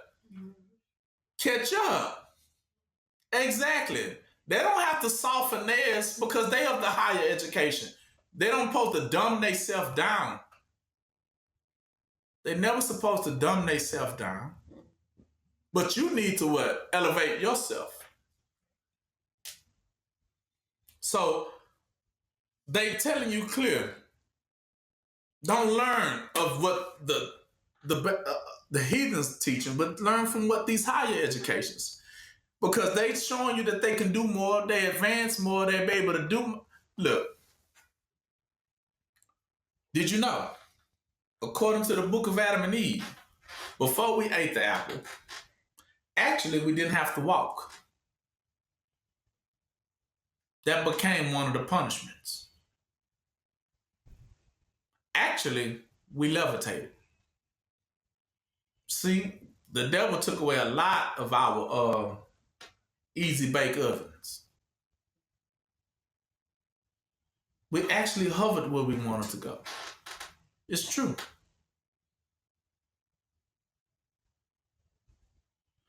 And when they ate the apple, us being souls, Adam was a living soul, Adam and Eve. So when it say they sold themselves aprons of fig leaves, no, it says basically they put on those fig leaves as clothes. But I'm going to tell you what really happened. Because you actually, when you look at each other, you actually see what really happened, what Yah says. Let's go there. Genesis.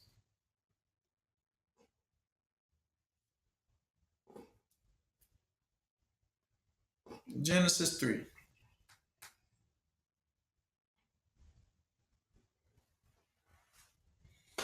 And remember they had 20 says, and Adam called his wife named Eve because she was the mother of all living. And Adam also unto his wife did the Lord make coats of skin and clothe them.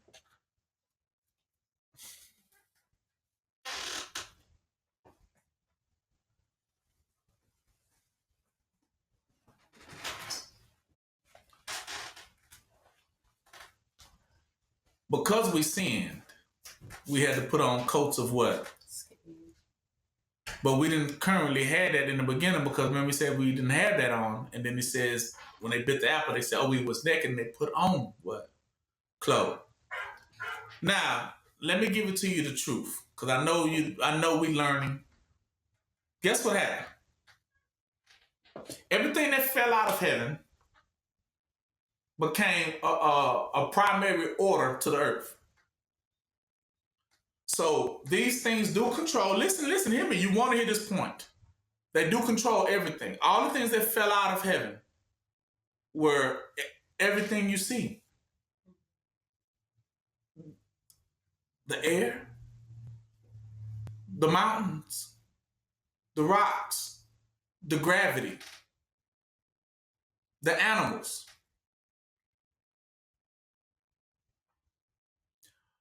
Remember it says that you was naked in the garden, right?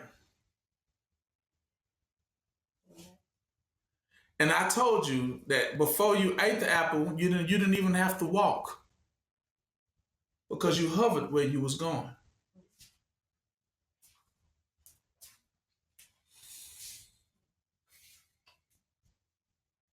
And so Yah says, since you're naked and you feel like you need to be clothed, then I will clothe you. But I will clothe you with earthly things, right? These things are already restrained to earth. So you basically restrained yourself to earth. And you say, well, how did I restrain myself? When he said coat of skins and clothed them, let me ask you a question. What you thought that was? You know, he made your leather coat or, bearskin jacket.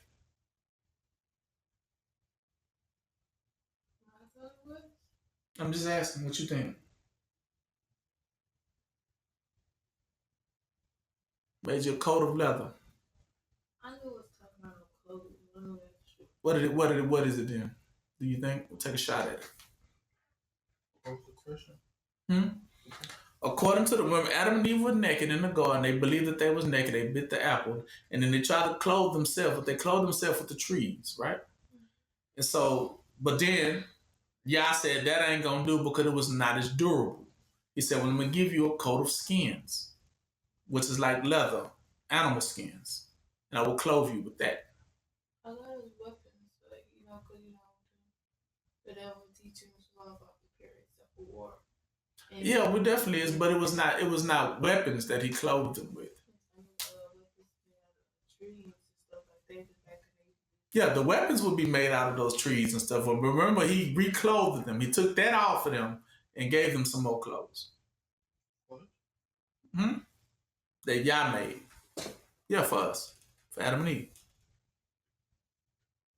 It's gonna need the protection for the hell you for. That's all like. It's gonna need that protection. When there was in the garden before they was like, they say naked and. They thought they were naked. Just put that there, because they was not necessarily naked. But the truth of the matter is, they was actually free. The devil made them think that their freeness that they had was a nakedness.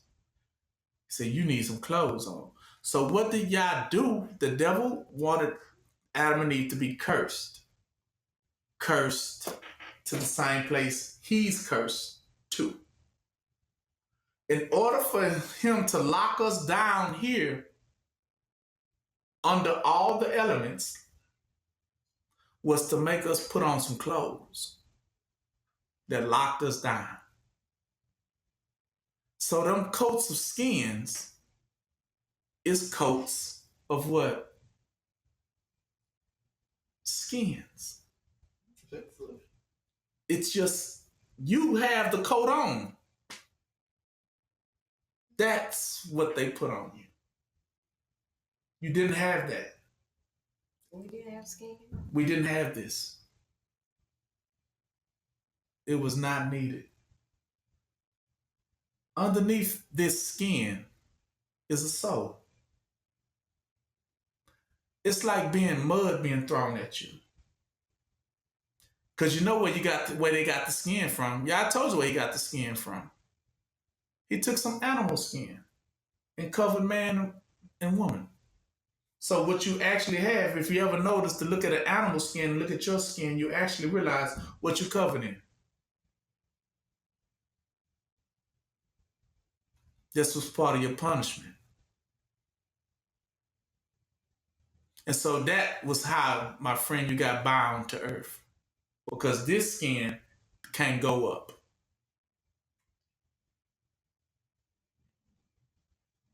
And you became a prisoner to what?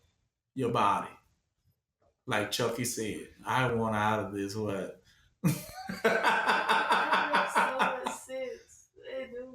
It makes so much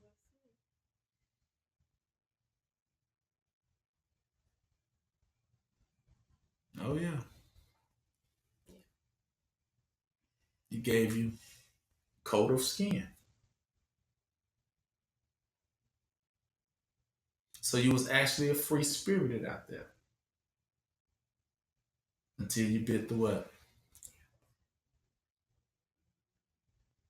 Now, that got you stuck to earth with the gravity pull, right? Because you can jump all day long, but this skin gonna say, come on back, what? Because the skin is made of animal skin.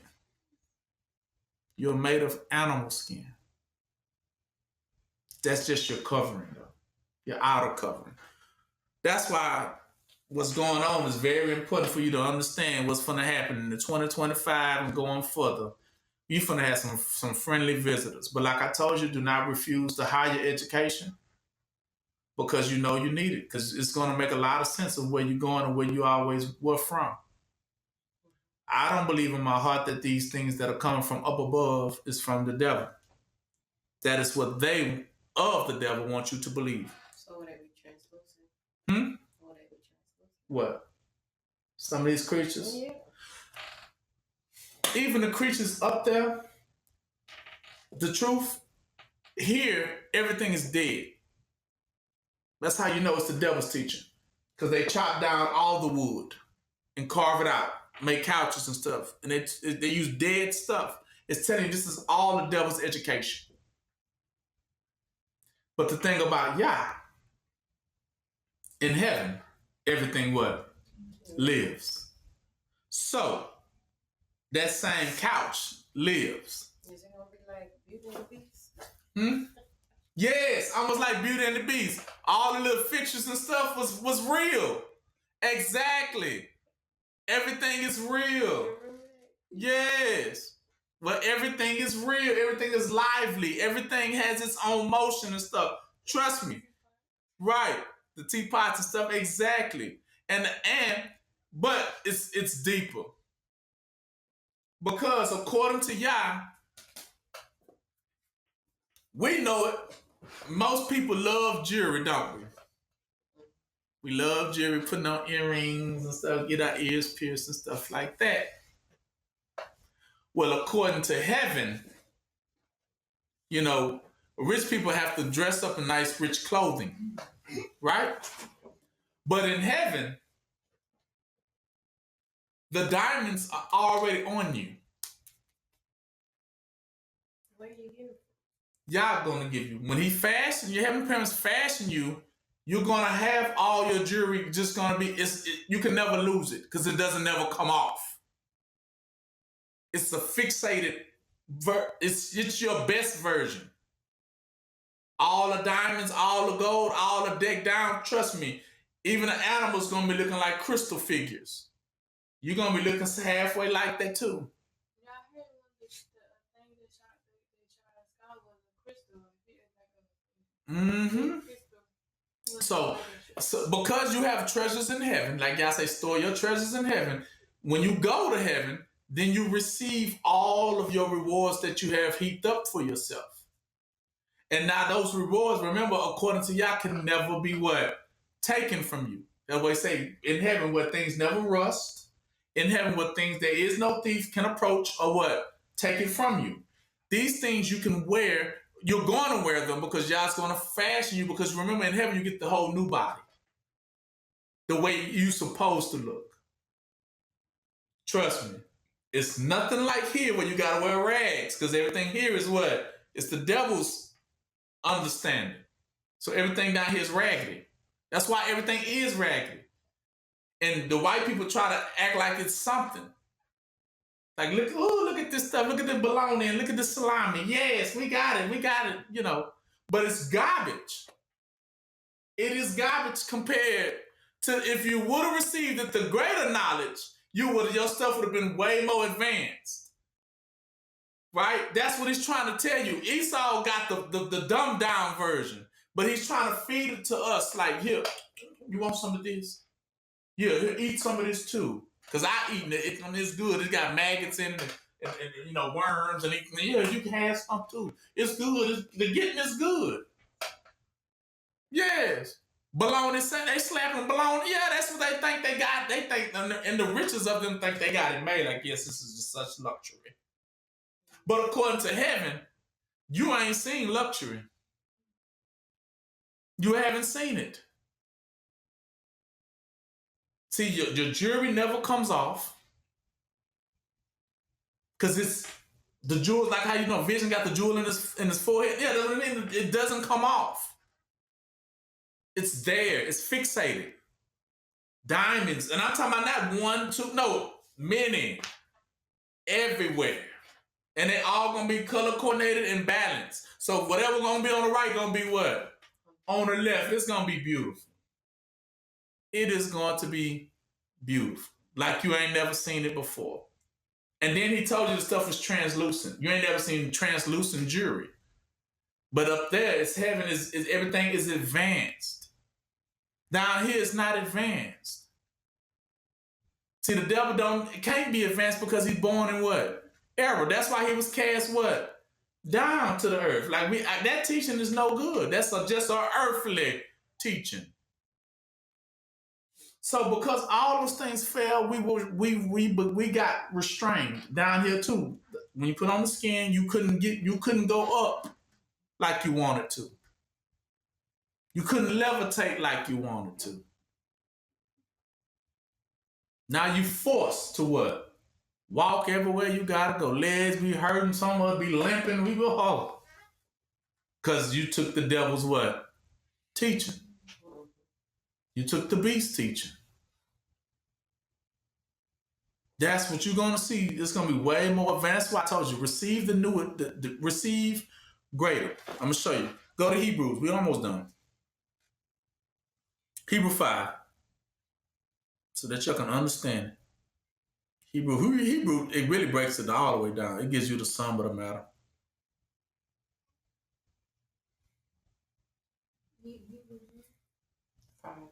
Mm-hmm. Yeah. For every high priest taken from amongst men is ordained. Now, when it says high priest, I need you to understand, it's a coded word. High priest means intercessor. Meaning that is what he chose us to be, what? Intercessors. What is an intercessor? Like a referee. It's just someone that's just trying to, I ain't trying to never rule over you, but just trying to what? Assist. But assist your relationship back to what? To Yah. So they just that middle person between you and who? Yah. That's it. And they ain't even trying to be in the middle for too long, right? Because they quickly trying to get out of the way of that relationship. They just need to, hey, there go Yah. Yah, there you go. This your baby. Baby, there go your Yah. I'm gone. On to the next. To link them to that relationship back together too. That's what an intercessor does. It's just trying to making sure that you're headed in the right direction, and they're not trying to take advantage of nothing because they don't need it. They don't need it. They already know they in heaven. They know what it is. They're just trying to make sure that because they have a job to do too, which is the duty is to make sure. He said, restore what? That's your job. That's your job. To restore the relationship between Yah and his people. That's it. And that's what a high priest is. He said, so every high priest taken from amongst men, that's what y'all doing. He said, from amongst these people down here, y'all going to raise up what? High what? Priests. He's going to take some of us to be what? Intercessors. Same way, the speaker of the house is the intercessor between, like I said, Yah is an alien, right? And Yah sends one of his persons to speak on the behalf of Yah. That's just what an intercessor is. That's all it is. Well, they say, we can talk about, this is what they want. This is what you know what I'm saying, you want. Then they say they part, and they bring it back. Okay, this is what they say on their part. So that's what they call the messenger. You see what I'm talking about? Because they just relaying. That's all. They're not trying to get in the way of nothing. And they're just trying to, within the talks, to see if they can draw two to what? Together. That's it. So they ordain, taken from amongst men, is ordained for men in things pertaining to what? To Yah. That's what it means. They working for Yah in things pertaining to Yah. That he may offer both gifts and sacrifices for that, atone for help that person get their relationship back with Yah. Who can have compassion on the ignorant and on them that are out of the way, for that he himself also is compassed with what? Infirmities. What are the infirmities? Your environment, your skin, that's the infirmities. You see it. That dang. That's what he said. Remember when Yahusha had to come in the body too? That's why he said Yahusha came from heaven and got him a what? A body. And he understood now the struggles. He understood the struggles. Oh, okay. This is what's holding us back. So he intercessed what needed to be done to get you back. That's what he did. That's how you know that, we weren't supposed to be like this. Okay. So he was compassed with them same, that's what they call it, infirmity. Infirmities means weaknesses or restraints, meaning the things that hold us what? Back. It starts with the skin. Things that hold us back from being with who? Yeah. Exactly. And by reason hereof, 3, he ought, as for the people, so also for himself to offer for what? His sins, right? Intercessor. And no man can take this honor unto himself, but he that is called of Yah, as was Abraham. So Yah makes these men and women what? Intercessor. Who Yah what? Chooses. But I told you can't be one of your light is what? Dark, or if you double what? Double-minded, two-faced. Them people can't be intercessors because they got other things on their mind. They got multiple thoughts. When they should only have one thought, just trying to restore a relationship between you and Yah. That's it. Let me get out the way. Simple, plain, easy. But don't make it complicated. Because that's when you start saying it's getting complicated because you want too much. That's what's making it what? Complicated. Okay? And by reason hereof, here we go. And no man take this honor. And 5. And so also Yahusha glorified not himself to be made an high priest, but he that said to him, Thou art my son, today I have begotten thee. And as he said also in another place, Thou art a priest forever after the order of what? Melchizedek. See, that's how it started, because Melchizedek is also a what? And an intercessor. Exactly. Well, who in the days of his flesh, when he had offered up prayers and supplications, we're going to get back to Melchizedek in the next chapter, watch. And with strong crying and tears, this time Yahusha, when he was in his flesh, when he had offered up prayers and supplications with strong crying and tears unto him that was able to save him from death, and was heard in that he feared. So he said that when he was in the flesh, that's why he gets it. He can ask them the same question. Who do you fear? And he, being in the flesh, even though he was the son of Yah, had to make the right response. I only fear who? Yeah. That's it. I can't fear you, and I can't submit to no beast, no underprivileged. Exactly. I'm over, not under. Remember, even the devil tried to get him to bow, but he said, how am I going to bow to you? No.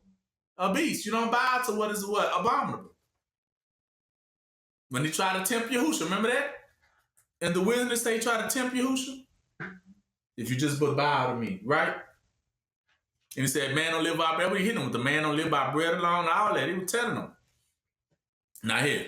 But he was found that he did have a fear too in the flesh. But he understood he had to be disciplined to understand, though all these elements, fallen elements, are surrounding me and infirmities, I still got to know who I'm supposed to what? Serve. Is it the sun? Is it the moon? Is it the stars? No. All those are fallen what? Angels, exactly. We don't serve them, which they're going to try to boast, but we know who we're supposed to serve. And 8, though he was a son, yet he learned obedience by the things which he suffered. What did he suffer from? The elements. His body, his skin, they beat him, but they ripped, they tore him up, they whipped him, right? So he know what it's like to be in this body and have to get people always trying to challenge you with the meatbag body. Always trying to huff and puff, talking about if you don't do what we say, all the threats. And your body just made of meatbag, ain't it? It's like your body really just one big old meatball if you look at it. So listen. 9, and being made perfect of what he suffered, he became the author and eternal salvation unto all of them that obey him now. Because he's telling he's the higher education. Called of high. That's what high means. High what? Education. He's greater. After the order of Melchizedek, of whom we have many things to say and hard to be uttered, seeing you are dull of hearing. For when the time you ought to be teachers, intercessors, you have need that one teach you again, which be the first principles of the oracle. Now we finna tell you, this is the first principle. Tell me what is the first rule. What's the law? Planetary law. That the greater never bows to the what? Yes. That's, like we said, we need to teach this law, this principle, this oracle, that all planetary things understand. So them aliens can't bow to Esau. They can't.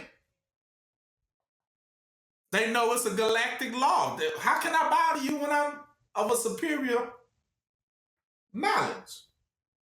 Nigga, we can bless y'all little planet. We can have y'all look like the Jetsons, but I can't submit to you.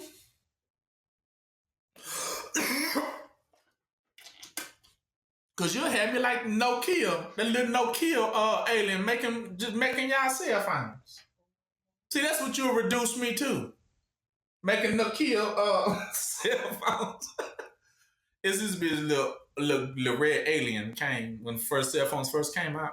It was this red alien. They said that fallen alien came here and got stuck. He had a Nokia phone, and he says that the humans took his technology. See, even in that, don't they say that? They made him submit what? To the humans. And the humans just using them for what? Technology. That's how they got they what? So they do have an alien somewhere around here that they've been using. They do. That's how they get in their technology. Because that was the smartphone the kids said. They took my phone. And I couldn't, and they started duplicating the phones to everybody and stuff, and everybody has the cell phones. But that's how they reduced him. Like that ain't what he wanted just to do. Right? He has some trust. We got great ideas. But they limited him to just what they want. Right? And what type of technology do they want? Think about Esau. What type of technology he want? If he ran across an alien with technology, what do you think type of technology he would want? Being Esau. That's a shame. Something just for him. Well, yeah, but you know what he want? Something that can do war, a weapon. That's what he always wants, right? I need another weapon. Give me another weapon. It's like, nigga, that's why I said the weapons of our warfare. Why you always worried about a weapon? This alien could have showed y'all how to have peace. Could have showed y'all how to, advance in technologies and great things. But all Esau always wants is another military what? A weapon. That's it. He can't get past that. Something that's going to blow up the world instead of making us have a better place, right? So listen. So you have needed someone teach you this first principle, see? And if this is the principle, you are become such as have need of what? Milk, and not of what? Strong meat. See, you are still on milk. If you still sucking on the breast of the teaching of malice, teaching of I just want to be in charge. If that's still your teaching, you have not what? Advanced. I'm telling you now, if you still got that mindset like Esau, and that mindset like Satan to I want to rule something, then you have not advanced. You have not advanced in Yahusha at all. So that ain't what the end goal was. How many people that gonna kiss your butt?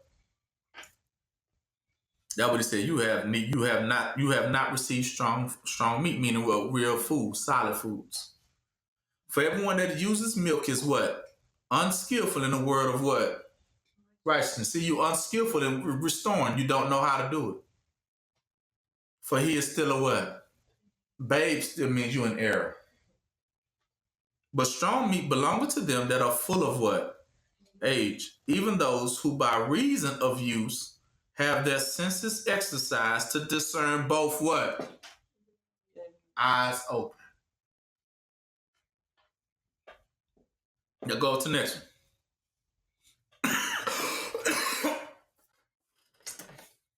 one. Therefore, leaving the principle of this doctrine. See, stop. You need to grow up you need to understand this principle. It's a planetary principle. The greater never bows to the what? Less. And neither nor does the greater ever beg the what? Less. Because the lesser at that point is being hostile.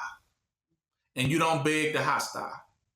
So that's why the aliens ain't finna come here to, please, please, please. You want to fight? Okay, we just gonna just wipe y'all out.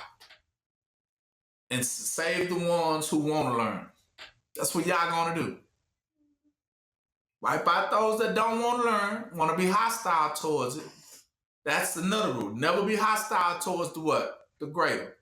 Because you know you don't know everything. But when you run across somebody who does, respect. Tell him.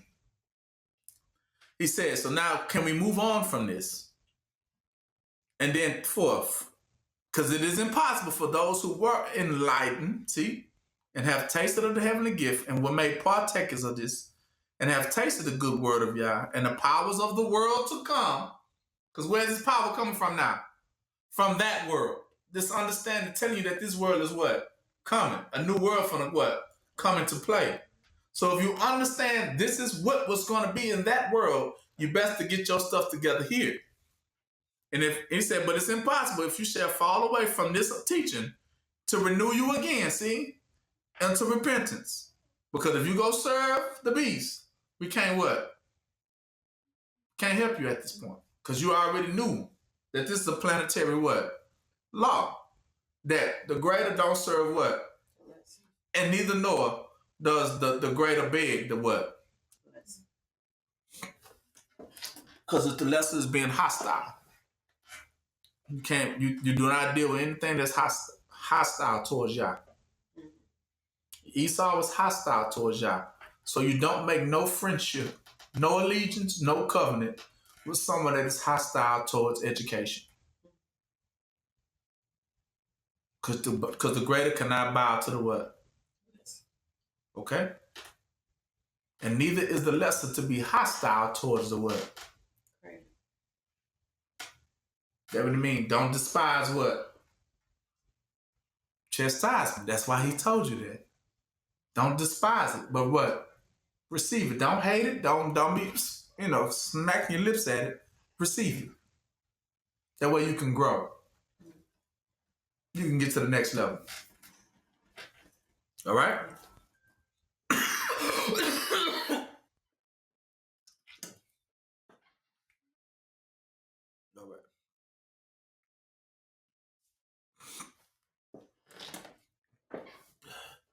All right.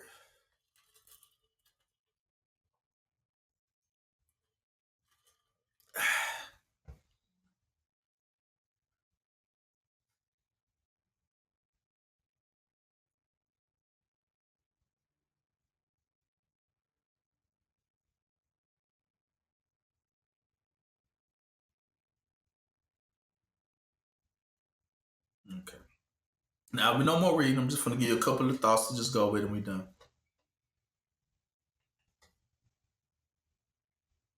Now, we got to talk about things that come from above. Because that's what Yahusha told him when he said, I am from what? Above. And you are from what? Beneath. Remember he said that, below. He's telling you that I come from a higher what? A higher place of a greater understanding of a higher intelligence. And you people are what? Y'all of a lower intelligence. Because y'all are of the devil's what? Intelligence. But I am of Yah's intelligence, which is greater and mightier than your intelligence.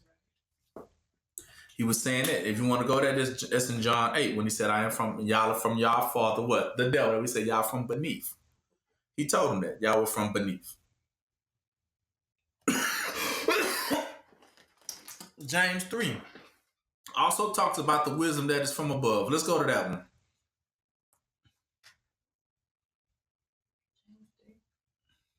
Let me see.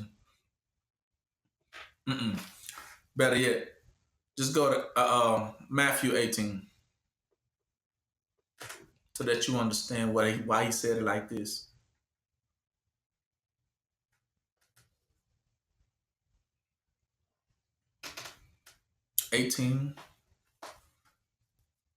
Start at 18. And at the same time came the disciples unto Yahusha, saying, who is the greatest in the kingdom of heaven? And Yahusha called a little child unto him and set him in the midst of him, and said, verily, verily, I say unto you, except you be converted and become as a little what? Child, you shall not enter into the kingdom of what? What is he trying to tell him? You gotta be educated more. You gotta be educated. That's what he's saying. Come as a child that's looking to what? Learn. And eager to learn. Then don't come as no. That's why you don't like the old people, because the old ones always come in talking about, man, I already know that, man. You can't tell me nothing. See, when they start coming, when they like that, you can't help them. John the Baptist told them the same thing.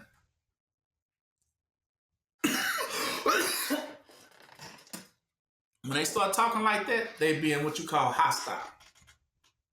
Remember this. When they start talking like that about what they already know, he said, come as a little what? Child. I mean, to come as somebody that's saying, I want to learn something new. I know I might not know this. Well, let me hear it for the first time. You know what I'm saying? Let me see. Don't come in as you already know it. You already on top of it. You already advanced. That's how a lot of us fools walk into the church. Ready to run something. Say they've been there about a week and they figure they supposed to be the pastor of the church. I only been in it for what, a week. I feel like I know it all. See, them know-it-alls, those are hostile towards y'all. That's why y'all don't deal with them. He don't deal with nothing that is hostile. He don't deal with nothing that wants to rule. He doesn't come to them. Wisdom doesn't even come to those type of people. All right? So when you come to y'all, come as a little child, because this child can receive. Okay? So meaning, if it's greater than you, then you receive it.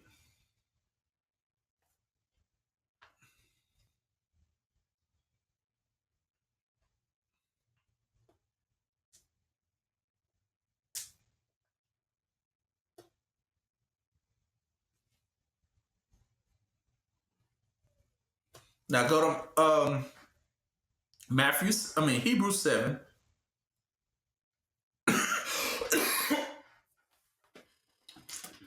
About Melchizedek.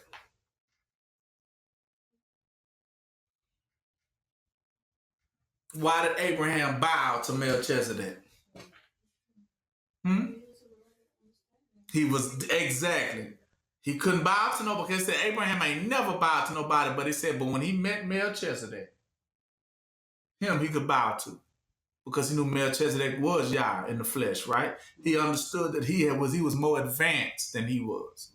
He knew it was time for an upgrade. If you meet that person that's ready to advance you, that's your blessing. You better what? Take it and receive it, because it's going to upgrade you. Now, I'm not talking about worldly upgrade. That's not. Don't get lost in the sauce. I'm talking about an upgrade of understanding, so that you be able to go forth. It's gonna be in that ingenuity that you need. I need to always seek Yah. I need to always receive Yah. I always seek His daily bread, right? And when I am taught, do what I'm told. And just be that intercessor. Be led by the what? Spirit. See, the Spirit always is advanced. And it's always headed toward advancements and headed toward upgrades, because it needs you to come to a certain mind within a certain time frame to elevate you what? You in understanding and in wisdom and knowledge and truth. You have to be elevated. So you can become what? Morning light or noon light? Yeah, you got to be the brightest light. Meaning the brightest light. He said, do we now once you become a light, we don't hide it. That's what it means. We don't put it back in captivity. But we allow it to what? Be the intercessor now for people. To help people see the same light that they had to see. Right? So be that for these people. 7-11. And it says,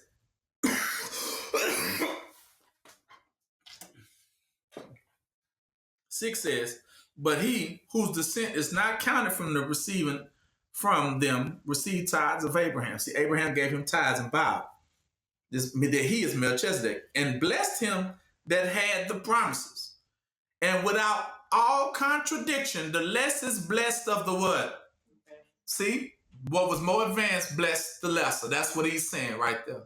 So you see how his advance, he was willing to submit himself to what? To that teaching, and that teaching in return what? Blessed him. And he became what? That's when he advanced from that point on. That's when I gave him the covenant, and then that's when he got the law of circumcision, and he was more advanced than all the other nations and races of people. That's how it started from Abraham. So, but he took that advancement from what? Melchizedek. He had to receive the teaching.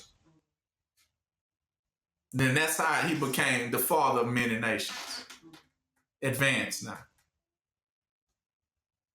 So, I just want y'all to understand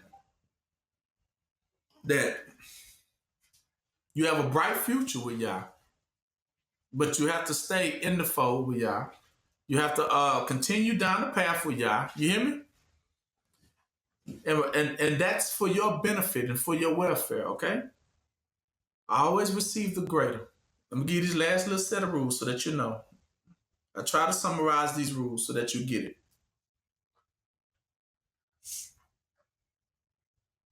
Stay one-minded, right? If that's what you're going to do, then stay there and never sink down to a lesser standard, right? If you need something, just what? Fast and what? Right. I told you. Don't never forget that.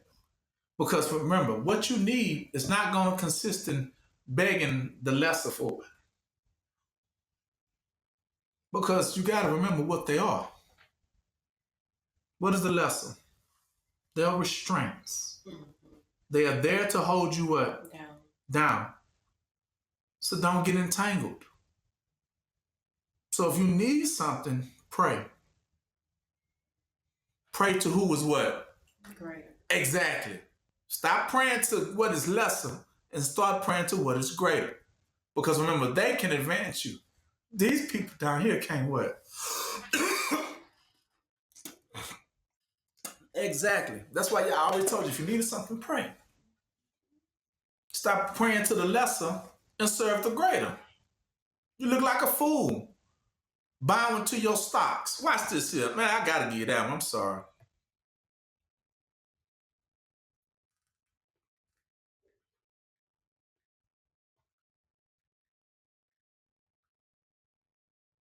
Hosea 4:12. Look at that.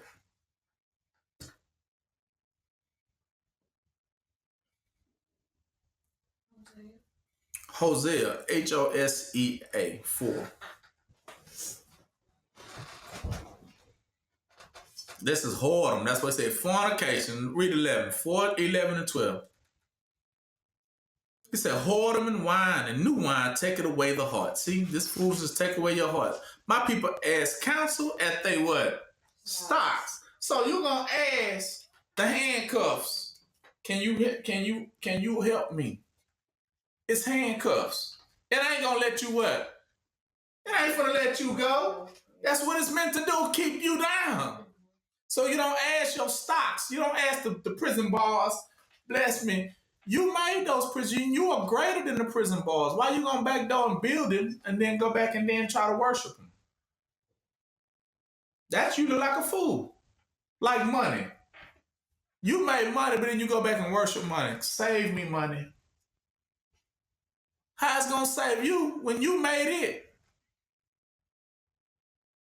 You go right back to the things that are lesser than you and ask it for help. That's what it's saying. You go to things lesser than you and ask it for help. When you're supposed to go to what is greater than you and ask for what? And it ain't Esau ain't the greater. He's the lesser version of you. He's the shadow of you. He's the lesser version. So don't think that that's what he's talking about. Nah, when you need something, I always told you to pray. Stop going to Esau. He's a lesser than you. He only going to get you caught up. He said you ask at your stocks. That's what he's saying. Why you go to Esau for freedom and Esau is the one holding you in cap? What? Exactly. So you think he there to let you go? You go right to the enemy and say, help me. That's why when I see people do that, I immediately back from that type of person because I say, you don't have the light. You don't get it. You don't see it. You in error. You've been ignorant of the fact. You go to the very thing that's putting you in this environment, and you go to that and bow to it, pray to it, say, I help it all day long. What you need? What you need? I got you. But these are the things, that's the beast. I would say you don't serve the what? The beast, the abomination, the cast down. Why are you serving your enemies? If they Yah's enemies, then they are your what? Dude, anything that's Yah enemy is your enemy.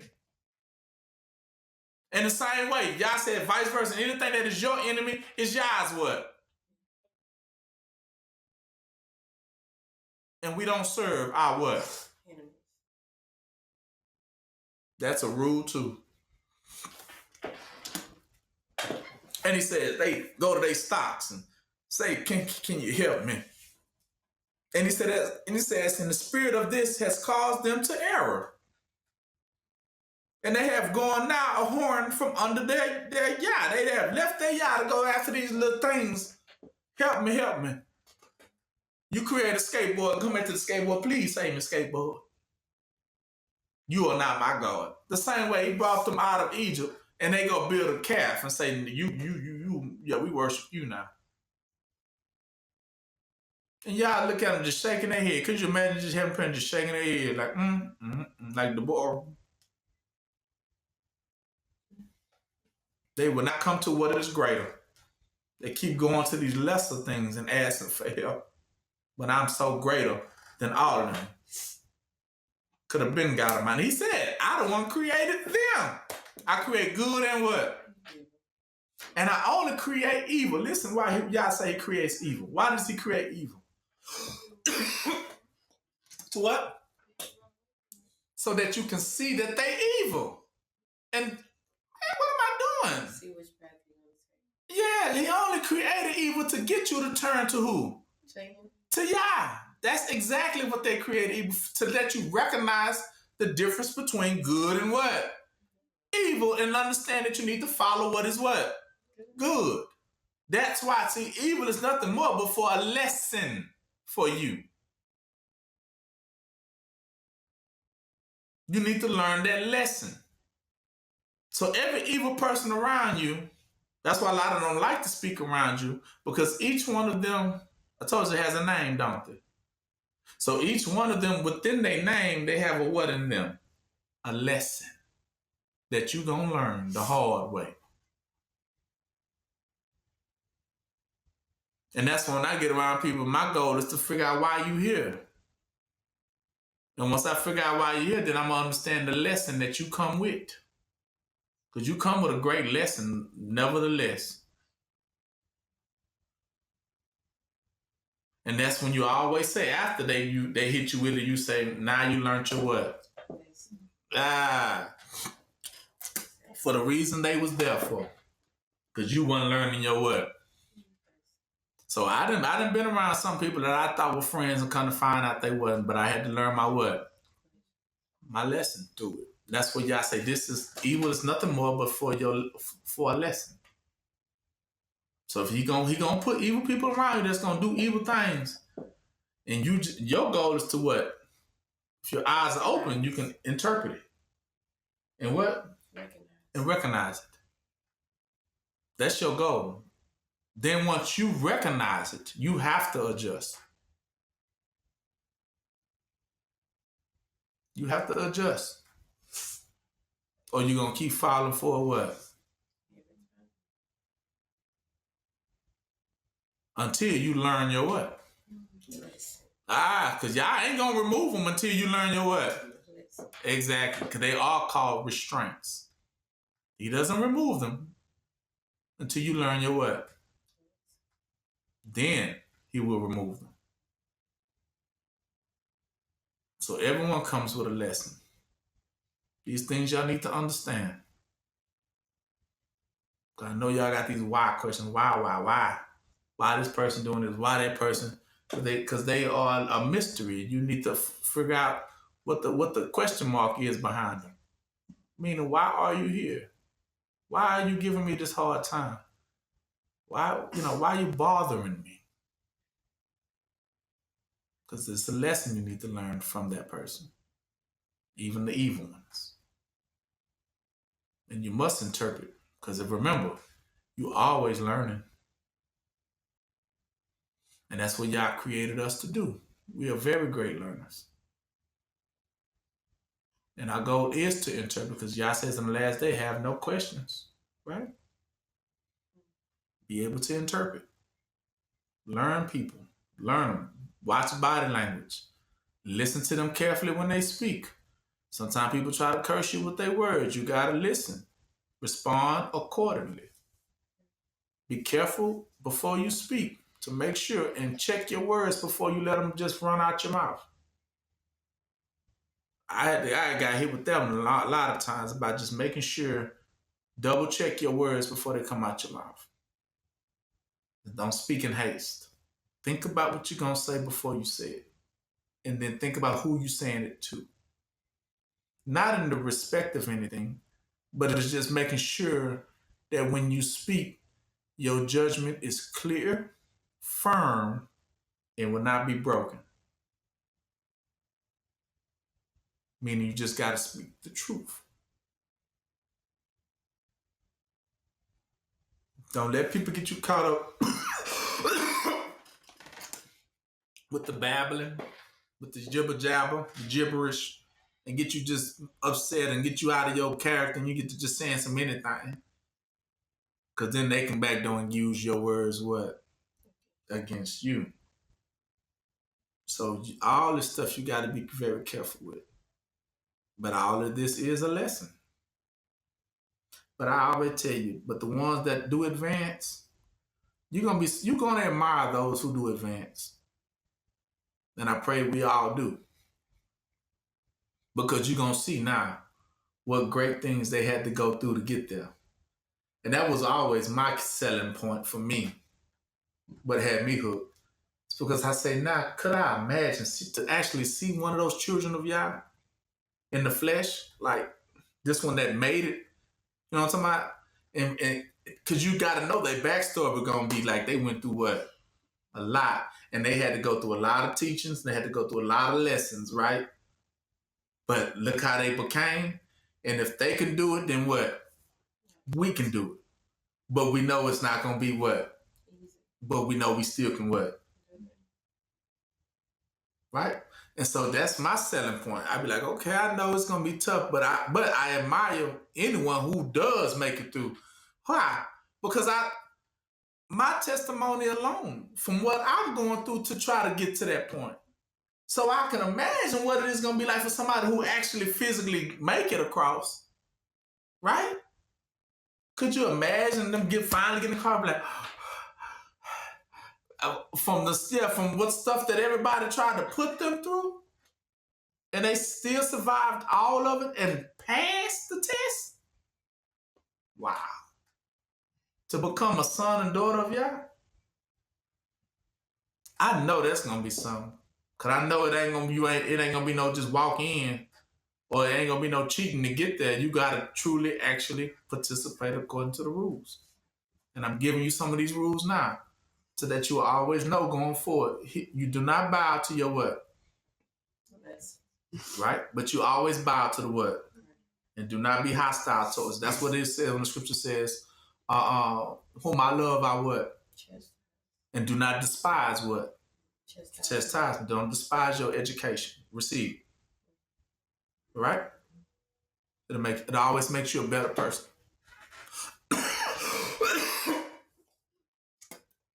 And don't give what holy what? So that means don't go back and serve beasts. No matter what you do. I don't care how advanced you is. You're only there to do what? Work with those that want to be what? Advanced. That means those that like little children that want to advance. But if they hostile, these are the ones I already know that stuff. You ain't telling me. Let them be. Those are not the children of what? Yeah, because he said they come as a little what? They want to learn. They want to soak in truth. Don't fool with those that you can't tell me nothing. Or those who come to just debate. Those who come just to argue. You ain't got time for it. Don't get caught up in that.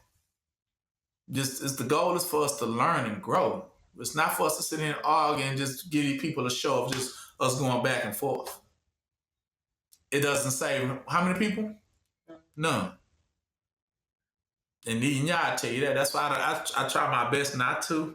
And there's always somebody that wants to try to challenge just for the fun of it, because that's what they said. But how Yah says is study war no more.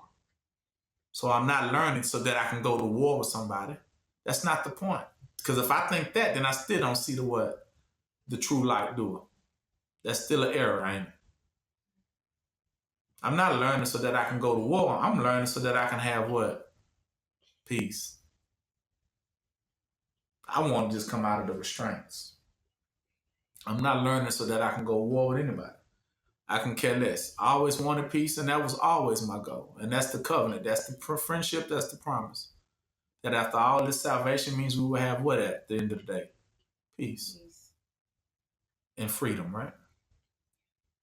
Yeah, I'm not here to fight you about what you don't want it. You just what? Don't want it. Intercessor like a referee ain't got time. How many times you see a referee out there fighting? No, referee they ain't supposed to fight. They just supposed to be watching the thing. They just watching over. They ain't got no time for all that. Nah. You don't get yourself all caught up in that. Yeah, you're just supposed to just help who you supposed to help and move out the way. I love how Philip did it. Watch this last scripture. I gotta do Philip. Philip been on my heart.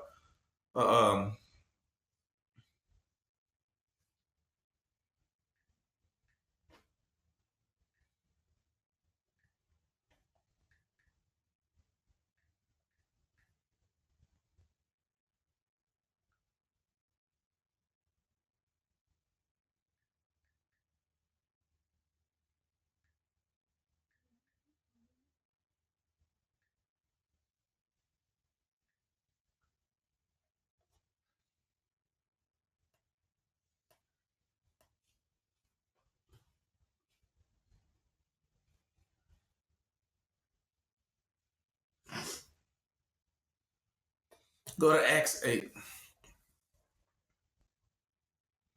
Book of Acts 8. This is the last scripture.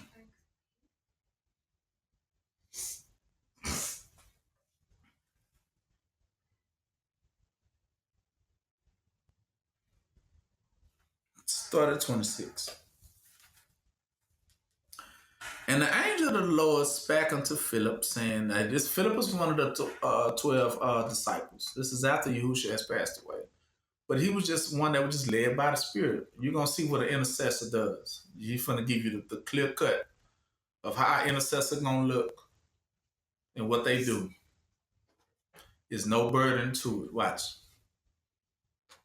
And the angel of the Lord spoke, and the Spirit spoke to Philip, saying, Arise, and go towards the south unto the way that goeth down from Jerusalem unto Gaza, which is desert.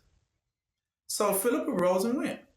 And behold, a man of Ethiopia, an Enoch, of great authority under Candace, queen of the Ethiopians, who had the charge of all her treasure and had come to Jerusalem to worship. 28. And this Ethiopian man was returning, and sitting in his chariot reading the book of what? Isaiah, the what? The prophet. But he's an Ethiopian man. So then the Spirit said unto Philip, Go near and join thyself to this chariot. Meaning, go to this man right quick. And Philip ran thither to him and heard him reading the prophet Isaiah, reading the book, the Bible, and said, Do you understand what you're reading? And he said, Well, how can I, except some man should guide me, right? And he desired Philip that he would come up and sit with him in his chariot. And the place of the scripture which he was reading was, He was led as a sheep to the slaughter, and like a lamb dumb before the shearers, so he opened not his mouth. And in his humiliation, his judgment was taken away. And who shall declare his generation? For his life is taken from the earth. And the Enoch answered Philip and said, I pray thee, of whom speaketh the prophet this? Of himself or of some other man? Who was he talking about? And then Philip opened his mouth and began at the same scripture that he was talking about, and preached unto him Yahusha.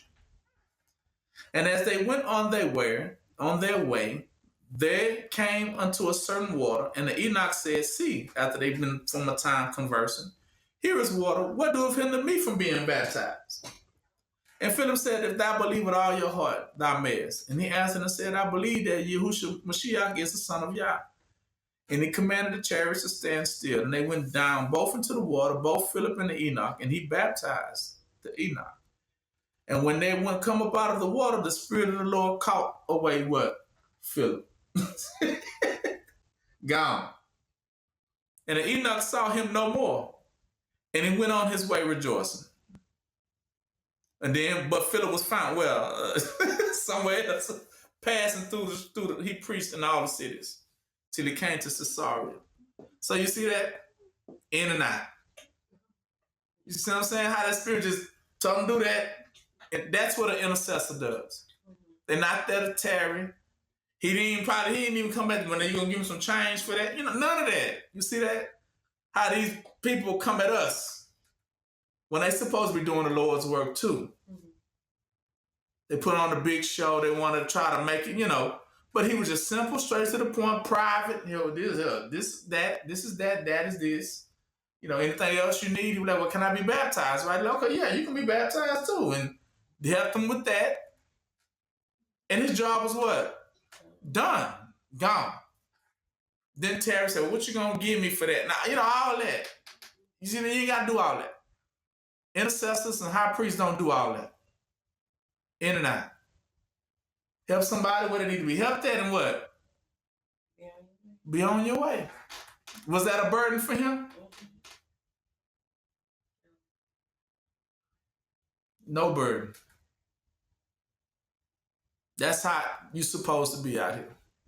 That is what an intercessor does. Be led by the what? Show him, get up out the way now. But if he was hostile, he wouldn't even approach. But he approached because he wanted to learn. See, that's how I say those that want to learn, show them. But those that don't want to learn hostile, don't waste your what? And when it's time to go, know when it's time to what? Go. Don't tarry. Don't sit there. Don't move around. Don't expect nothing. Right? You did your job.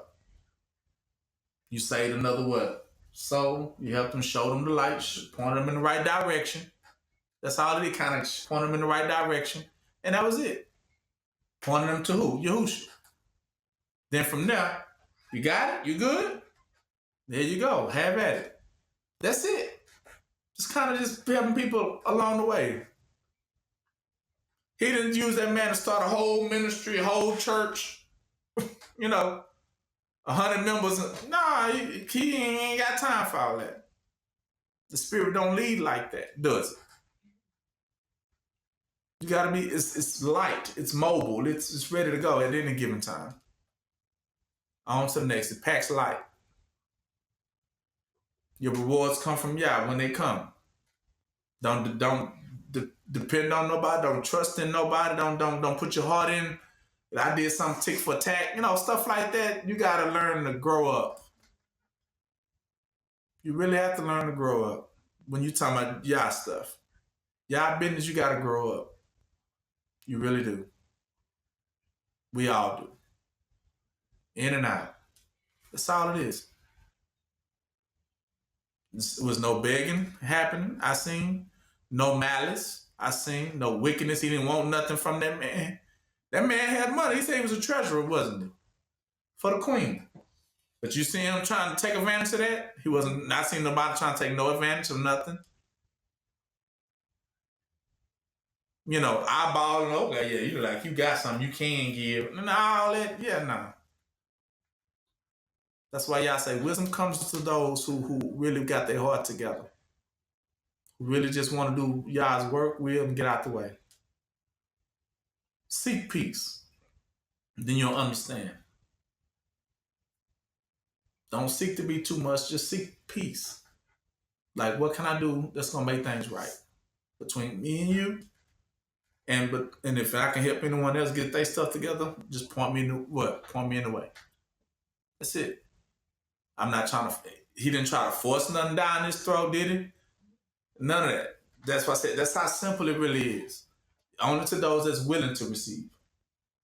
They ain't trying to hear it, bypass them. If they trying to argue about it.